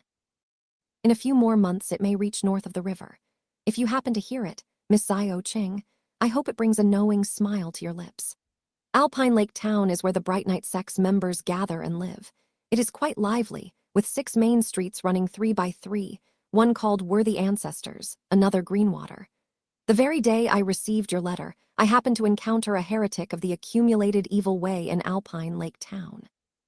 He had come to investigate the Zhen household affair, but his compulsion to do evil exposed him, and I killed him with a single stab. Perhaps with the killing of Yan Changqing already behind me, I felt very little discomfort. For someone so devoted to doing evil, killing him was an act of virtue. Speaking of which, I have recently met a descendant of the Pan family. I wonder if you know anything about the annihilation of the Pan, Xing, and clans in years past, or the current situation of the Pan family. The sect also gifted me a sword named Frostjade. Its blade is like crystallized ice, with a trace of scarlet fire within, sharp enough to cut iron like mud, cold to the touch. Besides training in martial arts, I have also been practicing my calligraphy. By now my handwriting should no longer give you a headache. Ding Songyan continued writing in an easy, flowing manner, recounting the past month and more of his life in plain and understated strokes, and at last wrote, Miss Zioking, by the time you receive this letter, the Mid-Autumn Festival will likely have already passed. But the bright moon shines on people year after year. When it is full, I shall share a drink with it, and that will be a toast to you from afar. May we both live long and meet again another day. Ding Songyan. In Myriad Ravine's courtyard, nestled among the pine groves, Zheng Zhuxi looked at her mother with imploring eyes. Mother, what exactly did junior brother Ding gain from the Zhen household affair? He can suppress evil, and he skipped the body tempering and qi refining stages of cultivation. I've gone through the entire secret classic of mountains and seas and couldn't find any fruit or herb that would do something like that. If you can't figure it out, don't try to guess, Tao Wenshu replied with a smile as she lifted the plain iron crown from her head and set it on the table. How many anomalies you can spot from him, and how much of the truth you can piece together is your own affair. I cannot say a word about it, and you remember to hold your tongue as well. All right. Zheng Zhuxi showed her girlish side, mumbling as she shifted over to the table. She picked up the iron crown and found it heavy in her hands, its edges and surfaces digging in uncomfortably at every grip. Mother, why is the sect master's iron crown made like this? Does it have some special power? Zheng Zhuxi suddenly had the question. Tao Wenshu looked at the iron crown in her daughter's hands and was quiet for a moment. It is made this way to remind each generation of sect masters that wearing it is not a showcase for glory, and it holds no special power. As she spoke, Tao Wenshu's gaze lifted and came to rest on Zheng Zhuxi's bright, lovely face, and she spoke the last words in a low, quiet voice. It means responsibility. Zheng Zhuxi blinked and repeated her mother's words. Responsibility. The candlelight in the room swayed gently. Tao Wenshu sat down, an expression of reminiscence on her face. That is what your grandmaster said to me 2 years before he passed on. Do you still remember where you lived most of the time when you were young?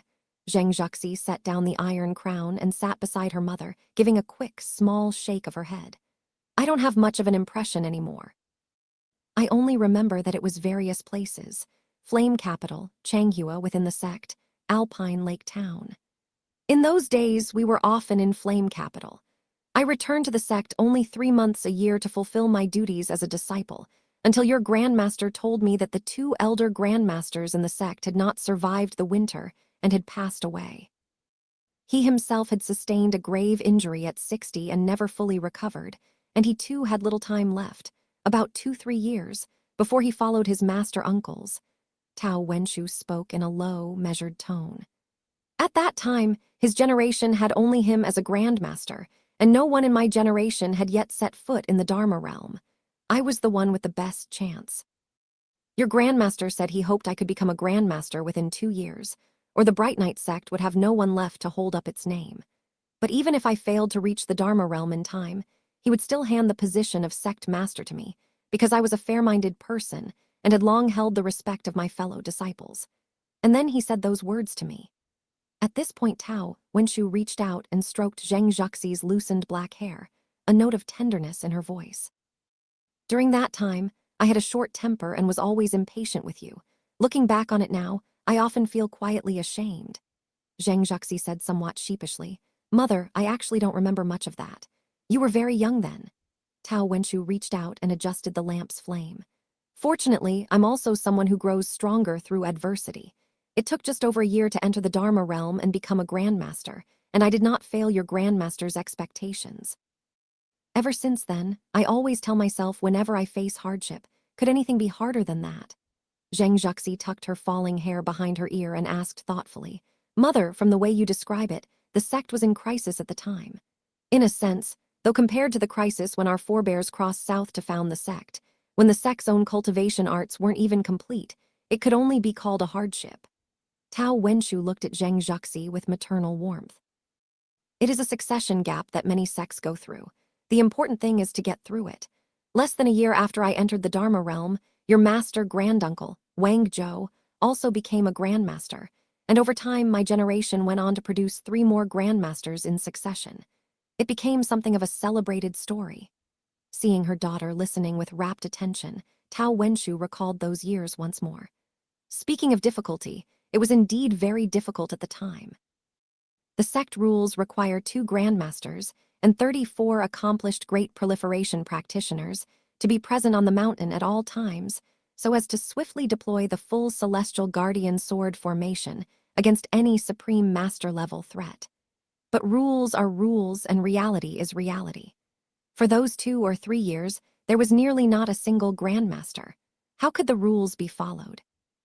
After your grandmaster passed on, your father took pity on me and resigned his post specifically to live at Alpine Lake Mountain for a year. Invoking the exceptional clause in the sect rules, he learned the corresponding methods of the celestial guardian sword formation as a guest advisor. Though he lacked the myriad star true chi and those alien apertures, he trained earnestly enough to manage and could barely hold one of the formation nodes. A warm smile gradually spread at the corners of Tao Wenshu's mouth, and Zheng Zhuxi felt an inexplicable joy listening.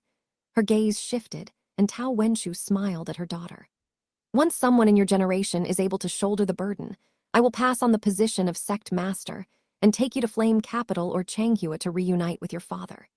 Year after year like this, flying star-piercing dawn has nearly become flying star-carrying regret. Hearing her mother make a playful joke, Zheng Zhuxi knew she was in very good spirits. Otherwise, even in front of those closest to her, she rarely showed this side of herself. And Zheng Zhuxi had already noticed that over the past month or more, her mother had been considerably more relaxed than before. She could not help wondering idly, who in our generation will become a grandmaster first? Having spent 2 hours learning candle flame true chi and a full day recovering his energy, Ding Songyin went to the Myriad Treasures Hall to collect a portion of high-quality cinnabar and a portion of water drawn from the center of the lake at midnight. He ground the cinnabar fine and used the lake water to mix with pine soot ink, then closed the doors and windows of the meditation room, took up his brush, and through a brief session of breathing exercises and focused visualization, gradually brought his spirit, intent, and chi into unity. With the experience gained from practicing myriad star true chi and candle flame true chi, and with the insights he had accumulated day and night regarding the refinement of his own apertures, Ding Songyin judged it was time to attempt drawing the chaos visualization diagram corresponding to the aperture refinement stage. His spirit spread outward along the flow of his true chi and gathered at the tip of the brush. An instant later, he moved his wrist. The brush tip first touched the scarlet cinnabar, then dipped into the ink ground with the midnight lake water. Yang and yin met, merging into one yet subtly remaining distinct. The true chi in the crimson palace at Ding Songyin's chest began to circulate, driving the brush to touch down upon a spread-out tawny hide. A jet-black ink mark appeared on the hide, shaped like a miniature egg. A faint trace of red seemed to circulate within, yet was covered over by the dark ink, as though harboring myriad principles of the way, and yet there was only this patch of darkness. Ding Songyin felt neither joy nor sorrow, neither surprise nor anger. He lowered his wrist and placed the second aperture near that ink mark. Phew! Ding Songyin let out a breath, gathered his remaining strength, infused his spirit and bearing into the tip of the brush, and brought it down upon the tawny hide. This was the final mark of the visualization diagram. Over the past 7 days, Ding Songyin had been drawing the aperture refinement visualization diagram for his own martial arts at a rate of 100-200 apertures per day, while also beginning to practice the 7 swords of candlelit night under Zheng Zhaxi's guidance, and learning the Southern Dipper calamity-averting steps from Wan Guheng. As the brush tip fell, the tawny hide covered in its strange ink marks instantly came alive. It was as though an egg had been painted upon it, one on the verge of opening yet not quite open, on the verge of hatching yet unhatched. It was about the size of a human head, gathering over 1,000 black dots that concealed a faint red within. Some of the dots were nearly joined together, their ink bleeding into each other to produce a pale darkness. Others still had open space around them, giving the overall visualization diagram a decidedly unharmonious appearance. 1188 apertures in total. Ding Songyin set down the brush and murmured silently to himself. The blank spaces were reserved for the 108 alien apertures. From this day forward, Ding Songyin could begin feeling out the methods of aperture forging. He waited for the ink to dry and considered what to call this visualization diagram. Not yet true chaos. A sudden inspiration came to Ding Songyin, and he raised his brush and wrote in the corner of the tawny hide. Diagram of the Great Change, Way Attainment. Having looked over the visualization diagram and its name several times, Ding Songyin felt it was time to give his own true chi a name. He had originally considered simply calling it Myriad Forms True Chi, to convey the meaning of deriving all arts, but then felt this could not encompass all the characteristics of his true chi. It could also bring all things into unity and dissolve the true chi of others. Limitless true chi, or chaos true chi, both seemed to fall a little short. Well then, why not call it presence-absence myriad forms chi? Presence of myriad forms corresponds to deriving all arts, and absence of myriad forms corresponds to bringing all things into unity, with the emphasis on their superimposition. Ding Songyin's head was beginning to ache, and he did not feel like thinking about it anymore. Whatever name the founding master gives, no matter how unpleasant, the disciples and grand disciples will just have to live with it and make the best of it. After a while, Ding Songyin put away the diagram of the Great Change, Way Attainment, spread out a sheet of white paper, and wrote, Brother Yaoyang. He planned to take leave and make a trip to the prefecture city today to deliver Miss Zio Qing's letter to Tianyang Hall. And since he had written to one fox friend, it would frankly be a little hard to justify not writing to the dog friend. But at the thought of rambling on about his daily life to another man, Ding Songyin felt uneasy all over, so he wrote bluntly instead. I'm almost done mastering the 7 swords of candlelit night. Let's have a match when the time comes. As a ghost deity, can you still offer blessings and protection? If I make offerings to you, can you watch over me? In another year or 2, once I have the strength to protect myself, I'll come to Dan Province to drink with you. Remember not to die a second time too soon. You know who Ding. He packed away the letter and his secret manuals, changed into a blue robe, put on his wanderer's headband, shouldered his pack, took up Frostshade, left his courtyard, and headed toward the Dipper Mansion training ground. These past days, senior sister Zhang had been there practicing her sword.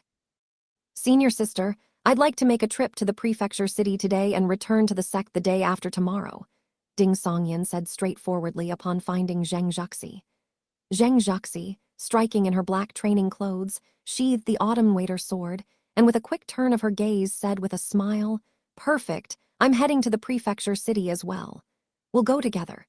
I can even watch over you." She had recently completed 2 more apertures in her aperture forging, and while guiding Ding Songyan in the candle-lit night sword art, many of his questions had either stumped her or enlightened her, bringing surprising improvements to her own swordsmanship. All of this had filled her with even greater confidence, and she felt herself now capable of holding her own against someone at the 5th rank, profound discerned. Who's watching over whom? Ding Songyan muttered to himself, then smiled and said, "Thank you, senior sister." Seeing him agree, Zheng Zhaxi's eyes moved slightly and her dimples appeared, and she felt quietly pleased with herself. These past days, while teaching her junior brother sword arts, she had already known he was unusual and had discovered even more unusual things. And her mother had not forbidden her from piecing together her junior brother's secrets through small clues. So she intended to travel alongside him and make further observations. She changed into a gauze skirt of pale green, nearly white, packed a change of clothes, left word of their departure, and with Ding Songyan, borrowed horses from the General Affairs Hall and set off for Dingjiang Prefecture City. The road was entirely free of bandits and troublemakers, which left Zheng Zhaxi rather disappointed, and Ding Songyan likewise. Being considerate of their horses, the two took 4 hours to return to Linjiang County, by which time dusk was drawing near. "I'll go to the county office to chat with senior sister Zhu for a bit first. Remember to leave a side room for me in your courtyard. I'll make my way over there tonight," Zheng Zhaxi said with a smile the moment they entered the city. She was deliberately giving Ding Songyan space to handle his private affairs. Ding Songyan walked along the familiar streets, and amid the evening bustle and liveliness, strolled at an easy pace into Chengyu Lane. "Woof!" The yellow dog Ahua at the lane's entrance had just barked once when it abruptly fell silent. Ding Songyan crouched down in front of it and asked with a smile, "Do you want to train in martial arts?" Whether human or dog, these days he wanted to grab anything he could find to test out his self-created martial arts. Ahua whimpered, tucked its tail, and ran. "Never mind. Dogs aren't suited for this anyway. My martial arts are tailor-made for humans." Ding Songyan mused to himself in good humor as he arrived outside Su Chang'an's home and knocked on the courtyard gate. Su Chang'an opened the gate and felt a surge of delighted surprise at seeing it was brother Ding. Before he could even say a word of greeting, he saw him wearing a smile. Su Chang'an suddenly shuddered. Ding Songyan smiled and asked Su Chang'an, "How has your training been going lately?" Su Chang'an stood at the courtyard gate, saying with some unease, "The blameless profound art is far better than what my master originally taught me.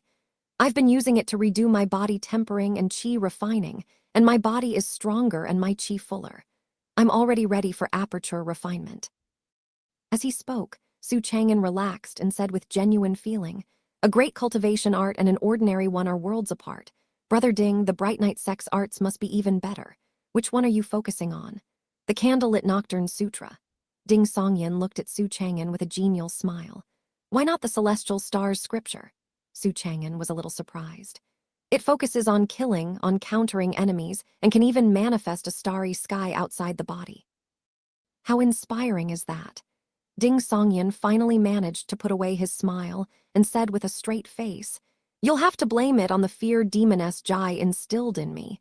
I wanted to learn something that could counter the sage-severing ways arts." Su Chang'an glanced up at Ding Songyan and dared not say a word. Ding Songyan could guess what was going through the fellow's mind even with his toes. Given demoness Jai's strength and standing, brother Ding, unless you have some extraordinary stroke of fortune, you'll never counter her in this lifetime. "What about my copy of The Legend of the White Snake?" Ding Songyan kept mum despite seeing through it and changed the subject. Su Chang'an led him inside and took out from a hidden compartment the copy of The Legend of the White Snake written by Jai Hani. While returning it to its owner, he asked quietly, "Brother Ding, this was written by Demoness Jai herself, wasn't it? I've seen her practice calligraphy before." The corner of Ding Songyan's mouth twitched and he gave Su Chang'an a thumbs up. "Still holding a crush, are we? Since you call me Brother Ding, once I've completed my training and made my fortune, I'll take you out for a proper night on the town. Demoness Jai is not someone you should be pining over. You couldn't handle her." Putting away the legend of the white snake, Ding Songyan asked cautiously, "Nothing has happened during this time, right?" "Nothing." Su Chang'an only then remembered to report.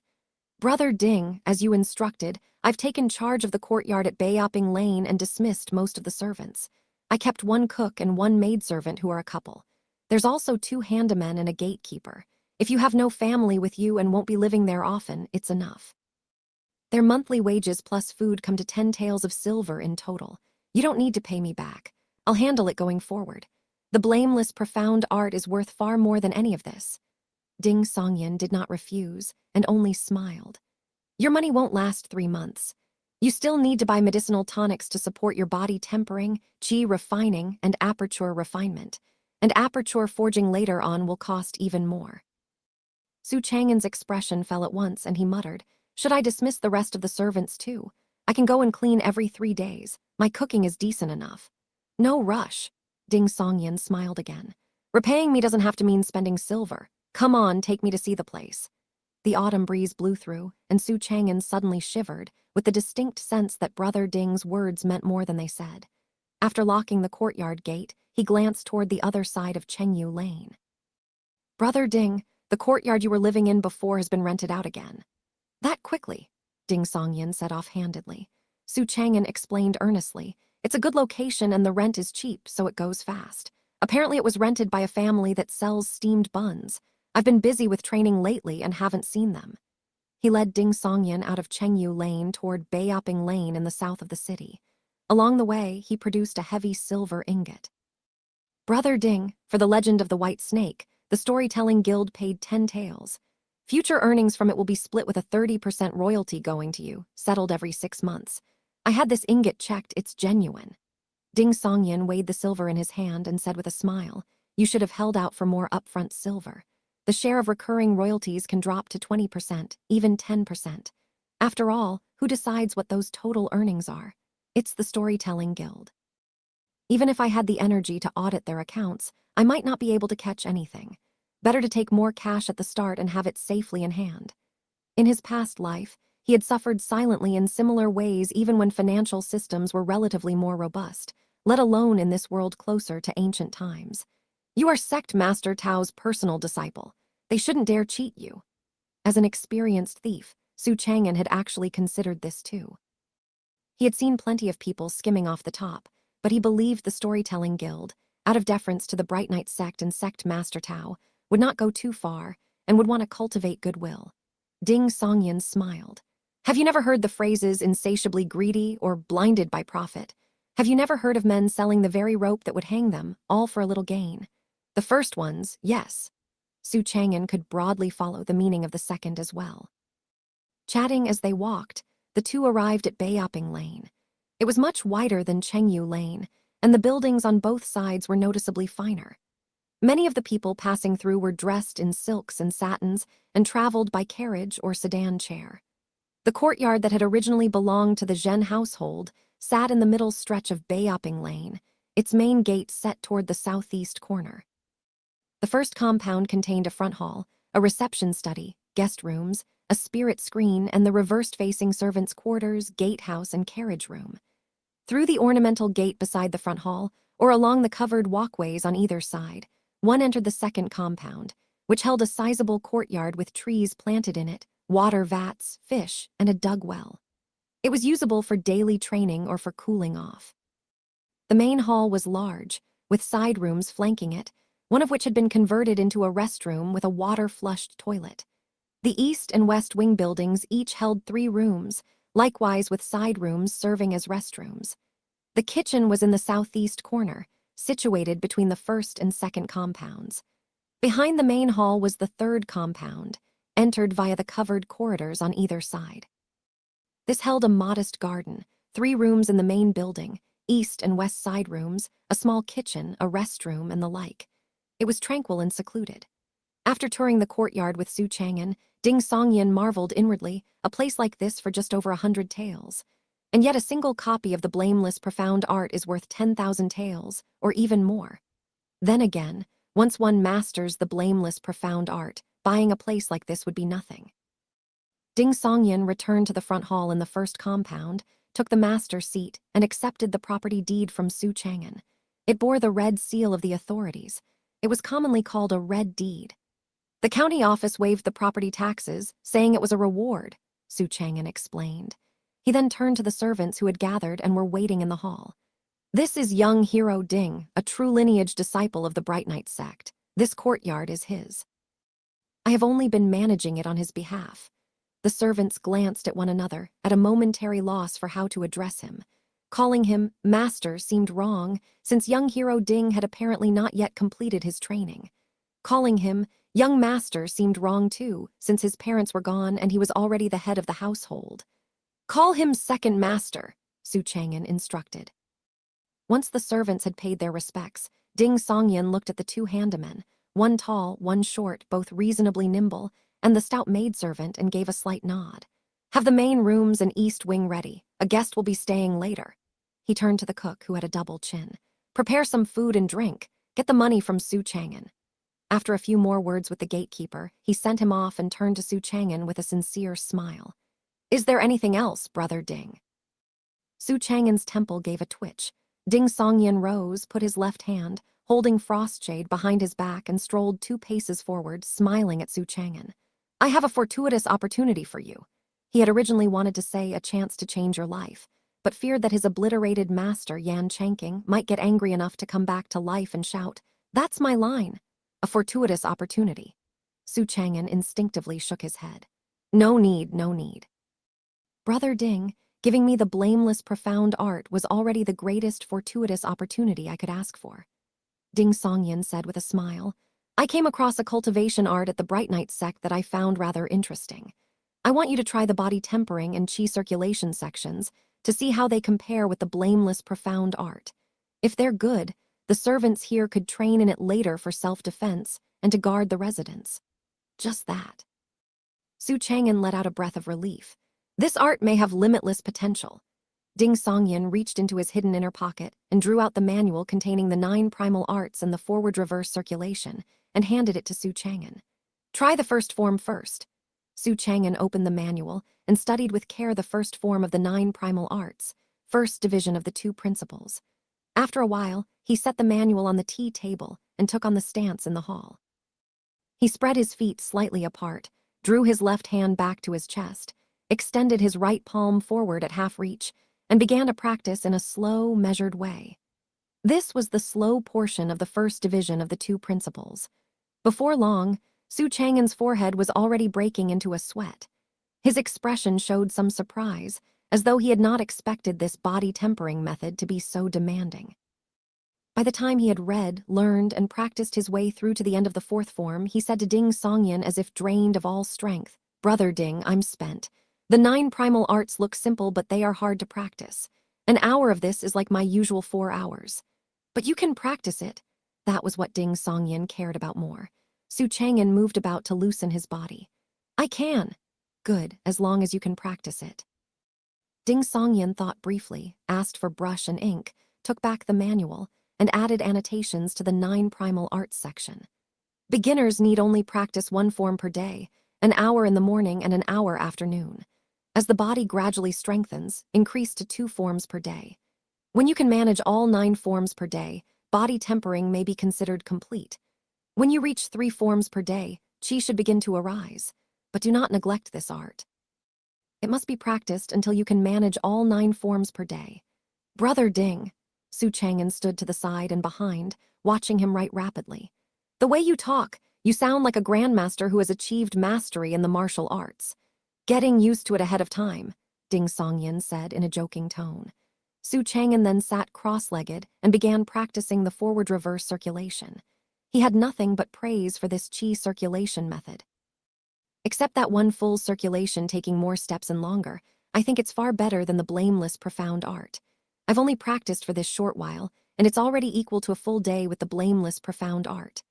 Then keep practicing. Tomorrow, work through the remaining 5 forms of the 9 primal arts. Wherever you get stuck, remember to inform me. Ding Songyin, gratified by the confirmation, got up and said, "Come on, let's go buy a few jars of wine." "Why do you suddenly want a drink?" Su Chang'an asked in surprise. He had only just told the cook to prepare some food and drink. Ding Songyin chuckled. "I've joined the Bright Night sect, you've got the blameless, profound art, and we both have bright futures ahead.